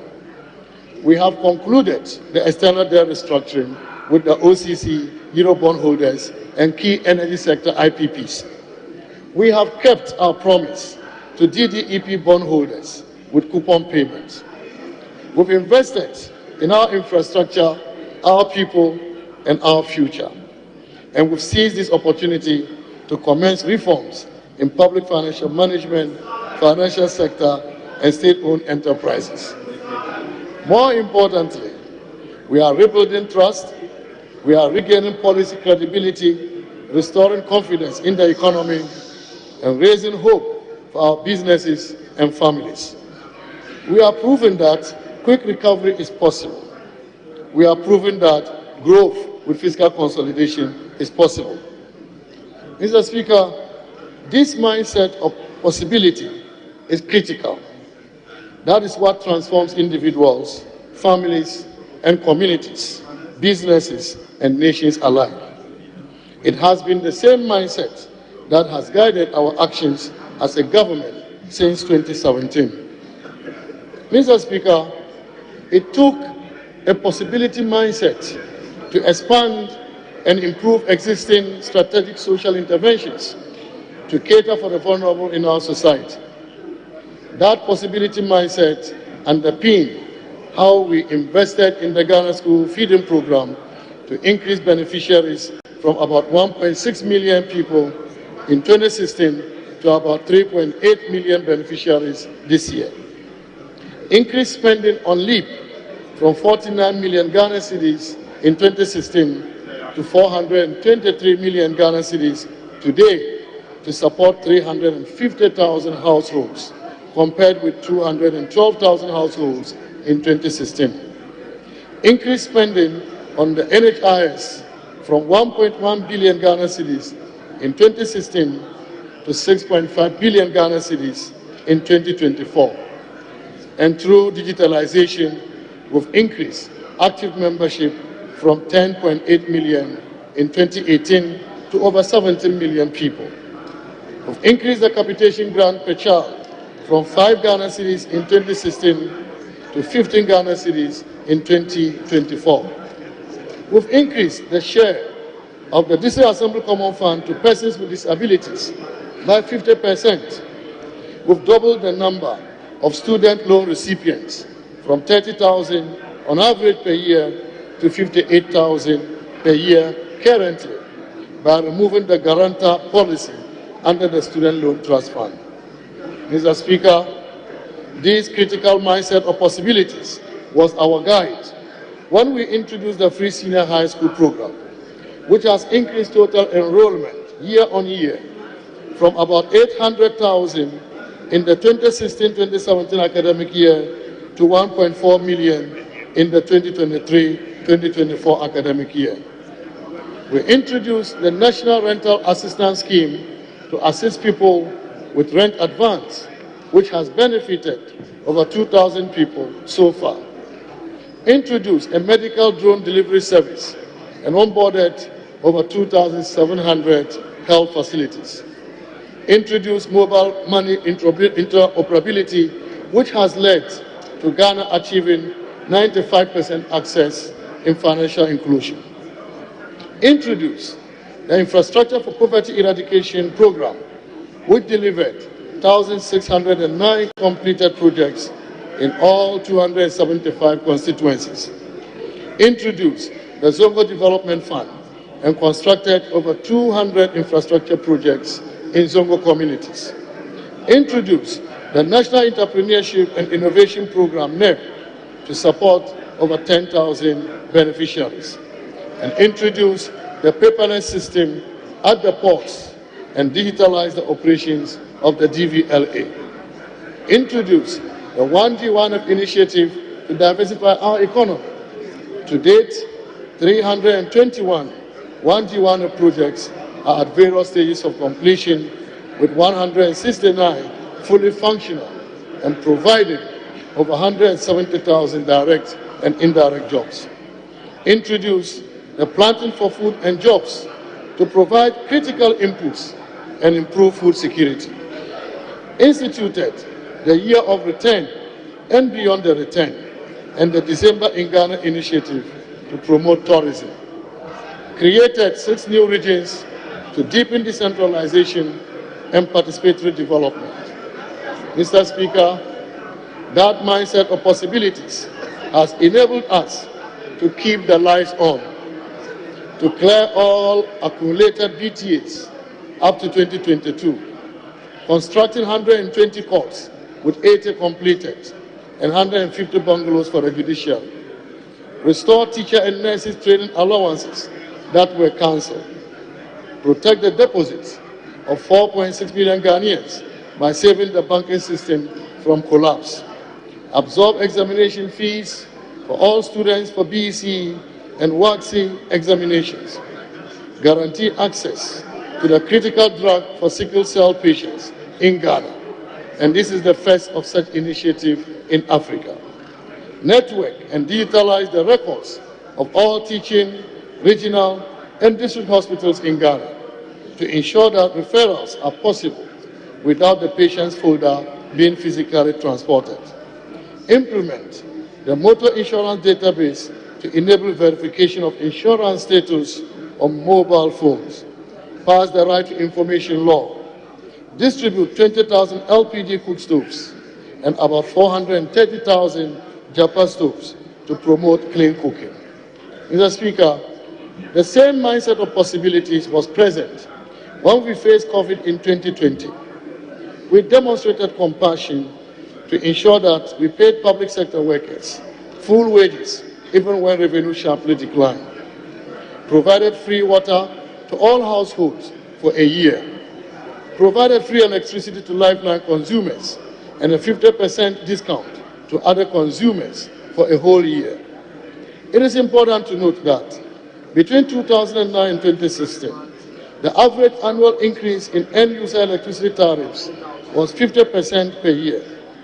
Between 2017 and 2023, the average annual increase was 11.1%. We commenced Agenda 111 health infrastructure projects, and they are at various stages of completion. We rolled out the 750 million Ghana cedis CAP bus program to directly support micro, small, and medium-sized enterprises. Established a 2 billion Ghana cedi guarantee facility to support all large enterprises and for job retention.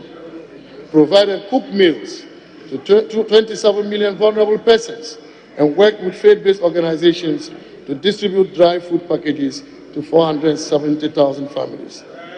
Mr. Speaker, we also have demonstrated what this mindset of possibilities can achieve in the infrastructure space. We increased the road network from 78,000 kilometers to nearly 100,000 kilometers.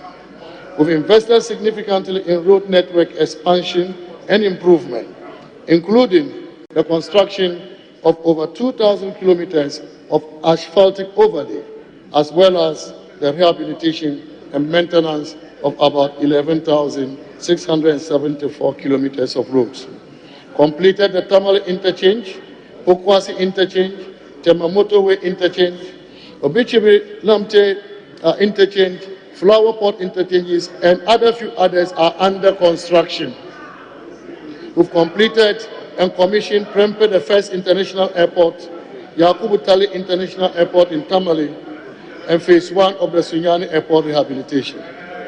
We restored the Kwame Nkrumah Memorial Park, constructed 2 major fishing harbors in Elmina and Jamestown in Accra, completed the iconic Tema Mpakadam Railway, initiated the construction and rehabilitation of Achimota Nsawam, Accra Tema, Ojokrom Takwa, Ojokrom Mansu Railway, completed 6 abandoned Eurogate health sector projects and 3 other stall projects we inherited, including Upper West Regional Hospital, Ga East Municipal Hospital, Tyne District Hospital, Tepa Municipal Hospital, Chief Uprasu District Hospital, Ashanti Akim Central District Hospital, Formina Hospital, Bekwai Hospital, and Kumeu Hospital.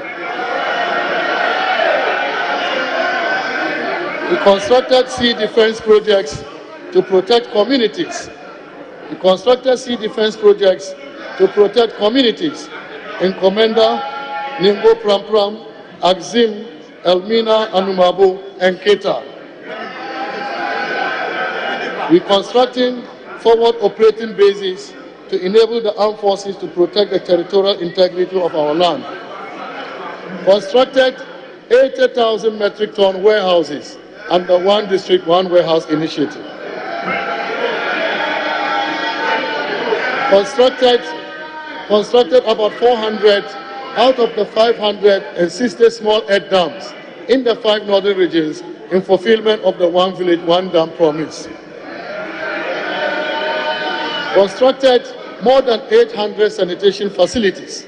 As a result, we have increased the proportion of the population with access to sanitary facilities from 33% in 2016 to 80.8%. This has resulted in a virtual elimination of cholera in Ghana. We completed the University of Ghana Stadium in Lagos. We built multi-purpose sports facilities at Botima for the African Games, as well as increased public astroturf in Ghana from 3 in 2016 to over 150 now. Extended more rural telephony network by increasing from 78 sites in 2016 to 1,008 sites today. Constructed more public libraries and have increased the total number of public libraries from 61 in 2017 to 115 by 2023. We've added 134.1 megawatt of renewable energy to our energy mix from a low of 37.7 megawatt in 2016. Mr. Speaker, we have used this critical mindset of possibilities to reposition our country for the future. Today, we are the proud host of the Africa Continental Free Trade Secretariat and the Climate Vulnerable Forum Secretariat. In addition, we demonstrated our can-do spirit when we hosted the 13th African Games, the Africa Development Bank annual general meetings, Afro-Exim Bank annual general meetings, and just last weekend, the 50th anniversary of Badia and the AU Summit. Clearly, Mr. Speaker, Ghana has become the destination of choice for international conferences. Mr. Speaker, we've also become a regional leader in digitalization, and we are preparing our citizens for the fourth industrial revolution. Mr. Speaker, these investments are historic and unprecedented. They make a significant difference in our lives as a nation. To achieve the core objective of economic transformation, we must keep at it. Mr. Speaker, we must complete this together. We will continue to prudently manage public finances and protect the vulnerable. We will support enterprises through our SME Go program, invest in agriculture to impact inflation, address food imports, and preserve foreign exchange. We will invest in roads that advance trade integration and productivity. We will improve housing delivery and optimize land use. We will promote the digitalization drive to improve service delivery. Mr. Speaker, we must do this for the sake of the market women who promote trade in our country.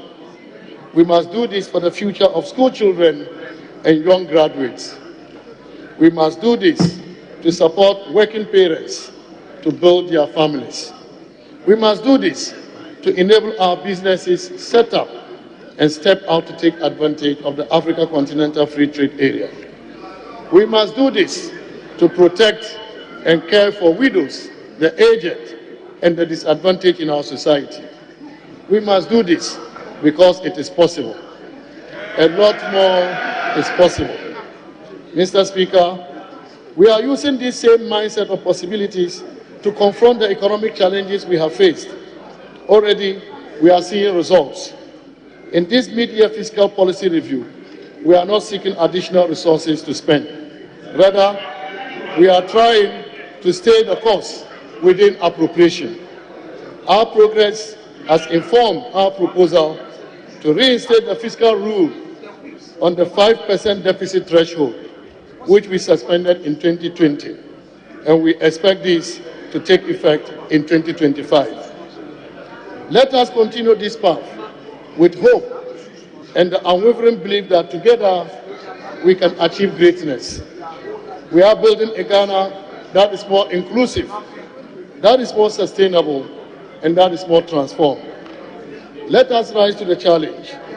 Let us work together and let us build a future that is worthy of our highest aspirations. Mr. Speaker, as I conclude, I want to express immense gratitude to Allah for His grace, for His mercy, and his favor. He has continued to be generous to me, to my ministry, and to our nation. Even as one of your own, I do not take for granted the support this House continues to give me. I want to acknowledge my predecessor, Mr. Speaker, Honorable Ken Oforiatta, for his leadership and dedication of service in the Ministry of Finance. Mr. Speaker, this is important. I want to also extend a special appreciation to the good people of Karaga constituency. I know that their overwhelming support has been vital in serving our country and our constituency. Right, Honorable Speaker, let me once again express my sincere appreciation for the opportunity to present the 2024 Mid-Year Fiscal Review to this august House. I thank you very much, Mr. Speaker. I thank you, honorable members of this great House, and may the Almighty Allah bless us all, bless our homeland Ghana, and make us great and strong. Thank you.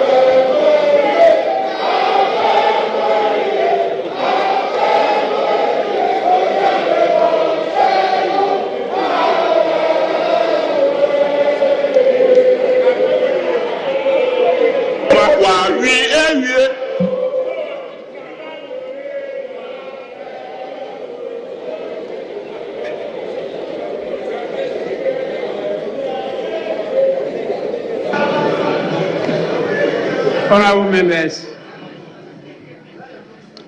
before I admit comments to the statement that has been made, permit me to acknowledge the presence of more visitors. We have a group by name APUUTOO for Development,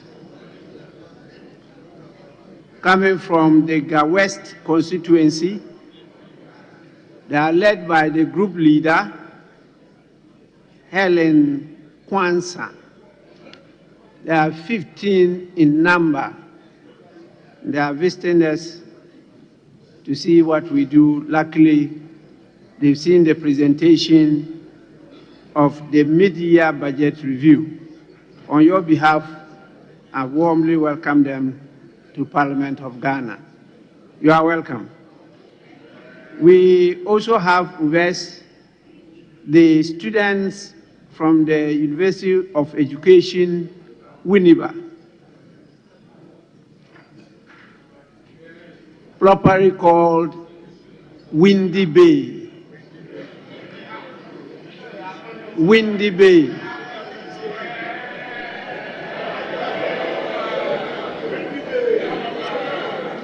Yes. It's a struggle to pronounce Windy Bay that is now known as Winneba. They are 128 in number, and they are being led by the political science students president, by name Michael Yeboah. And this university, as you all know, is located in the APUUTOO constituency, now occupied by the majority leader.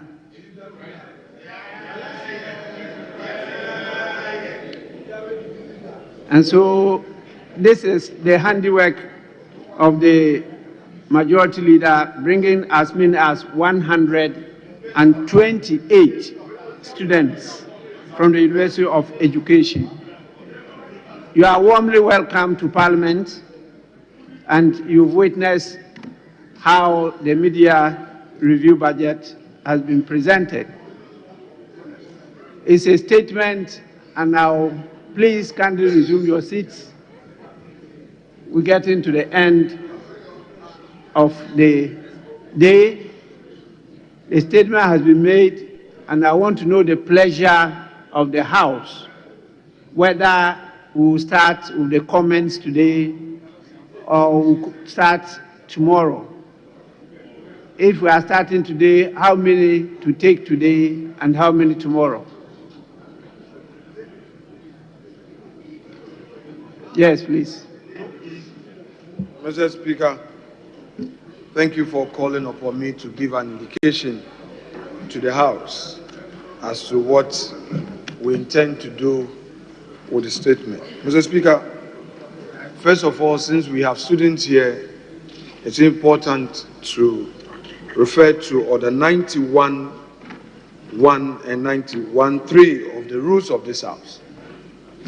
What the Minister has just done is well rooted in our rules that, with your leave, Mr. Speaker, I shall read Order 91.2, that the Minister of State may make a statement of government policy, and the statement shall A, be limited to facts which are necessary to be made known to the House, B, not contain matters that are likely to provoke debate, and 3, a member may comment on the statement, and the comment shall not provoke debate. Mr. Speaker, so the statement, as we all know, was limited to known facts. Mr. Speaker, for instance, the Minister has walked us through some major interventions. One, that the school feeding program, which was previously being patronized by 1.6 million Ghanaian children, is now being patronized by 4 million Ghanaian children. In other words, 4 million Ghanaian vulnerable children are benefiting from the school feeding program. Yeah. Mr. Speaker, again, the Minister has simply told us that today, 2024 budget, 6.5 billion has been allocated for the NHIS, as compared to 1.6 billion in 2016 by those who are in opposition today. I mean the John Mahama government. Mr. Speaker, leap. These are mere comments, introduction. These are not debates. Mr. Speaker, leap. Mr. Speaker, leap. As of 2016, when they left and they couldn't perform and they left, it was just 49 million that they spent. Mr. Speaker, today government is spending 423 million Ghana cedis to cover many people, many of our vulnerable. Mr. Speaker, it is also clear that in 2015-2016, they made some provision in the budget to support education. At the end of the academic year, they had released only 12 million out of the 25 million that they allocated. Mr. Speaker, it is clear from the minister's statement that as of today, government is spending in excess of 400 million Ghana cedis on education. That is the free SHS, which they couldn't implement. Mr. Speaker, these are not matters for debate. The program at the time had derailed because our friends who are in opposition today and were in government at the time could not live up to expectation. Mr. Speaker, the minister has told us that the country must be rest assured the economy is in competent hands. The economy is in the hands of those who understand how to bring back an economy. Mr. Speaker, they have nothing to say. And I'm cautioning the minority leader who is likely to get up after me that don't introduce unnecessary debate. Remit yourself to the facts. Because the rules, Mr. Speaker, Per the rules, he is not supposed to debate. He should know that. In any event, if they are ready for us to comment, Mr. Speaker, we are ready today. Yes. We want to comment on the minister's statement. But looking at them, they are not ready. Mr. Speaker, looking at them, they are not ready. You guys are not ready. I can see from your faces. You are not ready. Mr. Speaker, they are not ready for the statement, the comment on the statement. Mr. Speaker, they are not ready. They are not ready. So, Mr. Speaker, we know that now they are studying Eastern economy. Yes. They've been to Russia to study how the Russians do their things. We are also here. We are looking at local issues. I see the honorable member for Clote Cole on her feet. Is your leader out of order?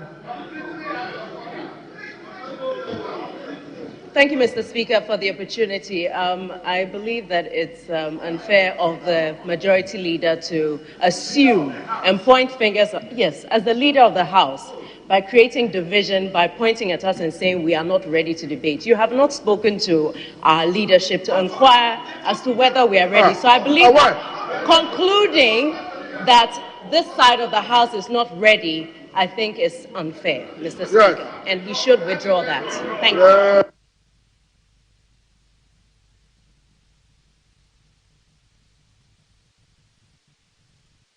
Yes, yes. Mr. Speaker, if they are ready on the comment, not debate. Dr. Forson, minority leader, honorable minority leader, Mr. Speaker, if they are ready for us to comment on the statement, then, Mr. Speaker, I would urge them to comply with the rules.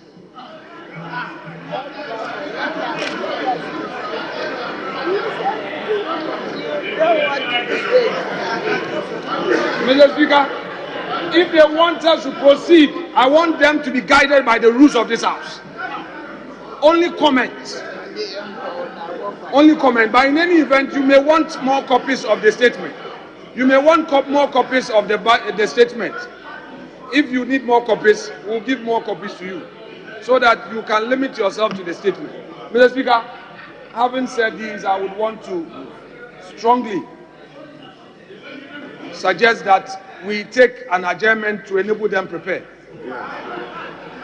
I accordingly move that this House be adjourned to tomorrow, 10 o'clock in the forenoon, which time would afford them an opportunity to prepare and come with their comment on this statement, ably delivered by the Minister of Finance. Mr. Speaker, I so move.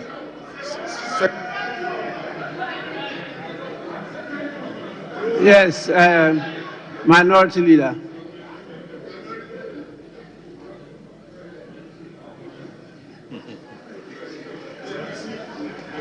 Mr. Speaker,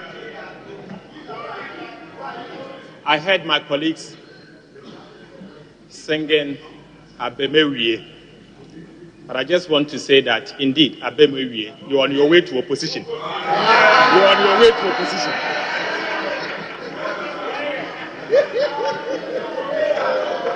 Mr. Speaker, Mr. Speaker,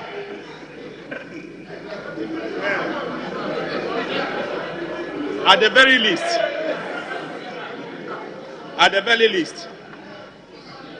Ghanaians expected that this media review would have removed or abolished a number of taxes that has made Ghana a high tax regime to the extent that businesses are moving out of our country and the ordinary Ghanaian is actually leaving the shores of this country.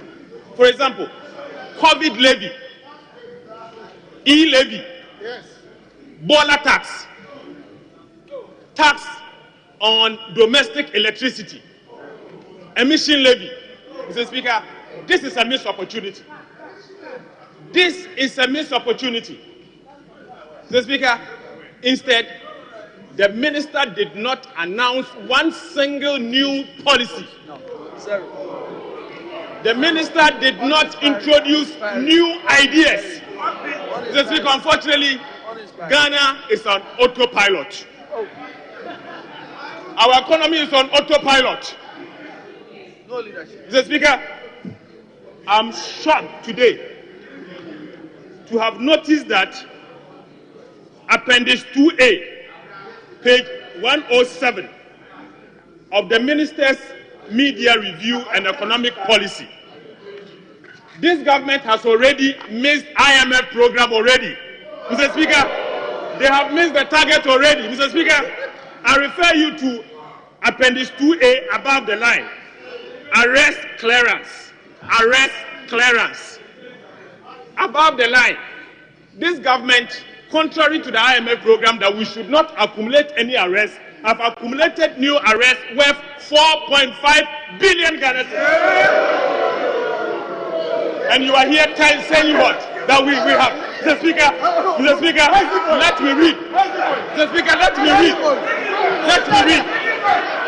Arrest payables. Arrest clearance. Mr. Speaker, in the original budget, this government has programmed zero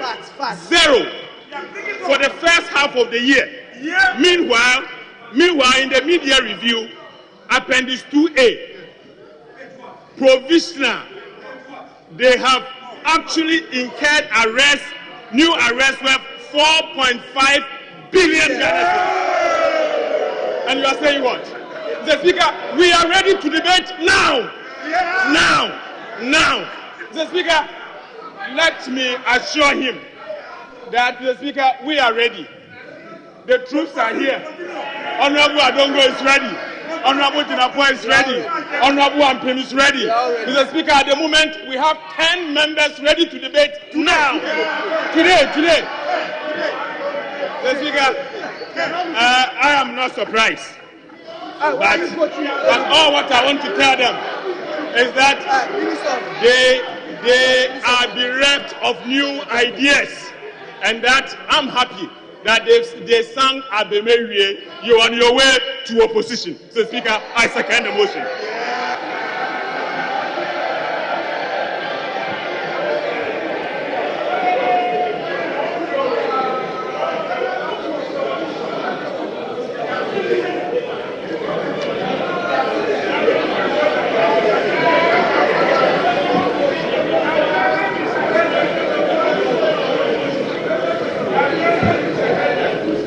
Honorable members,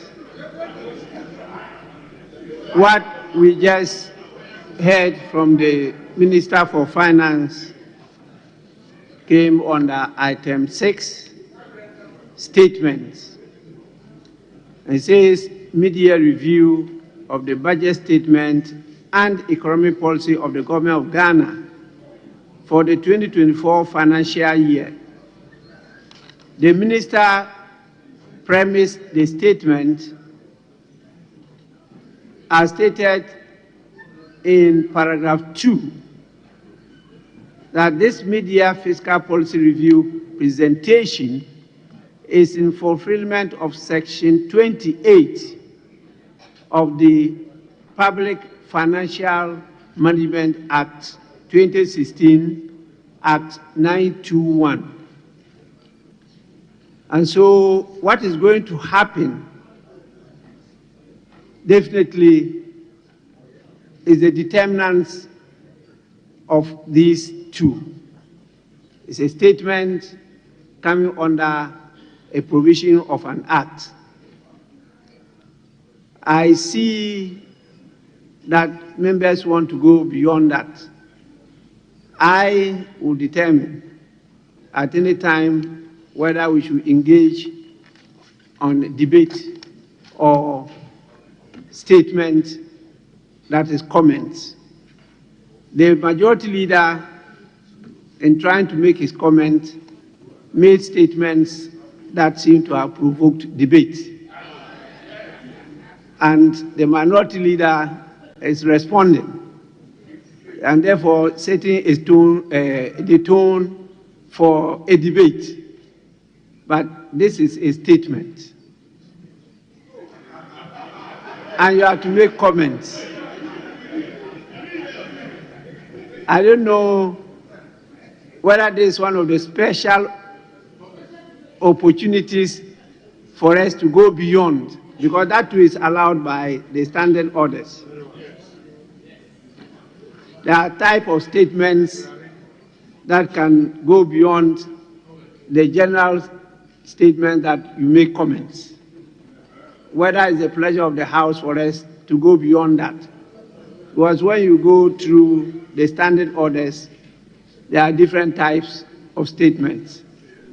But the new standing orders. There's no space for debate.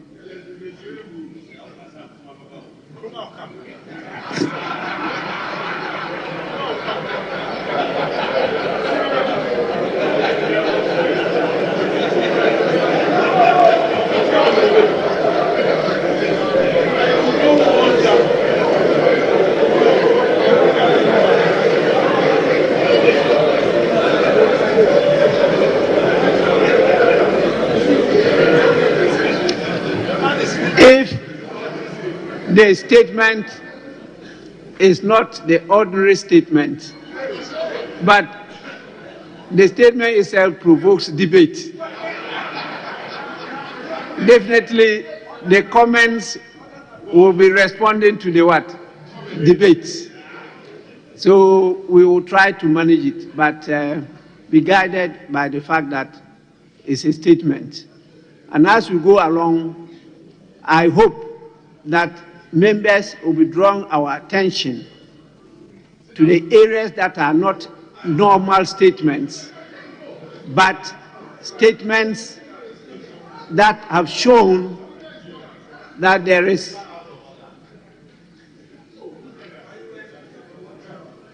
yes, Honorable Joe. I'm not interrupting you, but just to draw your attention that what are you then doing? Today we're told that you say you are not interrupting me. No. But what are you doing now? No, you just told me that the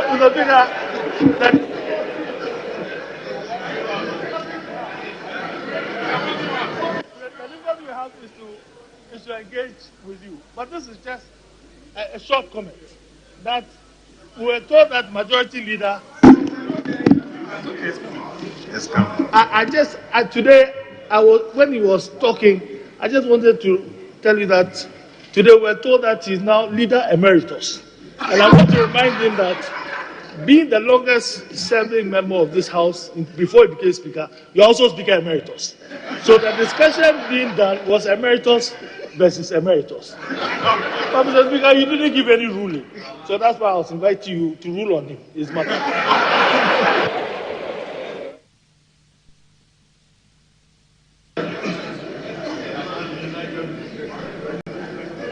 Leader emeritus. He is my junior brother, so we leave it at that. So we will look at it, because if the statements made by the minister have gone beyond the earlier approval we gave to the budget, it means it's raising debatable issues. And so in your comments, I'll be very, very vigilant to see whether it's debating an issue that he has raised, which we hadn't earlier on given approval. That is what we'll be looking at. There are new standing orders. We'll try through the practice to see whether there are some rough edges for us to smoothen. But generally, these are not matters open to debate. But we may, in looking at the numbers, particularly the data and the language of the presentation, come out with where there are debatable issues or not. But it's not the whole presentation that is open to debate. So we'll be guided by the rules. And as we practice, we'll do our best to make it smooth for all of us. Yes, Leader Emeritus. Now you have a new title. Mr. Speaker, I think what you have heard today should open our eyes to something that we have not thought of before. Because the orders provide for debating budgets, and that is from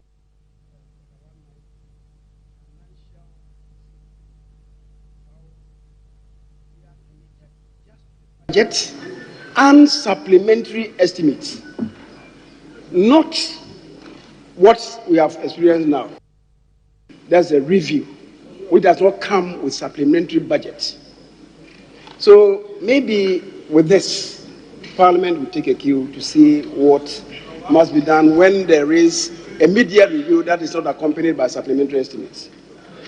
As for, and of course, by that, what is come before us to do is to submit a statement. And the statement also does not lend itself to a debate. And, Mr. Speaker, I see that you are struggling to create space for a debate on a statement. And that is why I'm saying that perhaps as a House, we need to look at it again. Now that we are going through the formative years of the application of the new standing orders, maybe we may have to have a second look at it. Because there's no space for a debate on a review that has not come with a supplementary budget. That's the difficulty. So we should have a second look at that.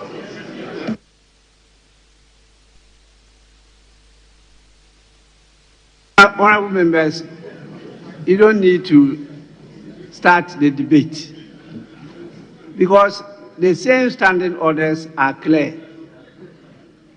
Who has the power to interpret? Is the Speaker. Who has the power to interpret the standing orders? Is the Speaker. Now, even the word itself, debate, what constitutes debate? You will determine or I will determine? Is the Speaker who will determine what constitutes debate? So you have no case. Leader Emeritus, all what you have said is for me to determine. Yes, so members, you want me to hear you? Because we are going to adjourn so that we can continue tomorrow. Yes, Honorable Mahama Yalga. Mr. Speaker, just to add that by our own standing orders, if we have failed to make provisions in our standing orders, once again, Mr. Speaker is empowered to make provisions to guide us. So apart from you determining whether it is debate or not debate, you can also improvise for the House if we haven't made provision for it in our standing orders. That's right. Exactly so. So all this is in my bosom.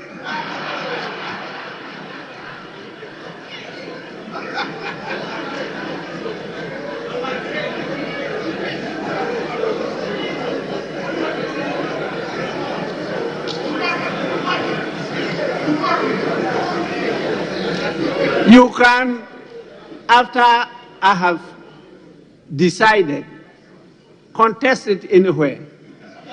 But in the first instance, it's in my bosom to decide. You can contest it. It's allowed either on the floor of this House or outside this House in the court. But to start with, I am in charge.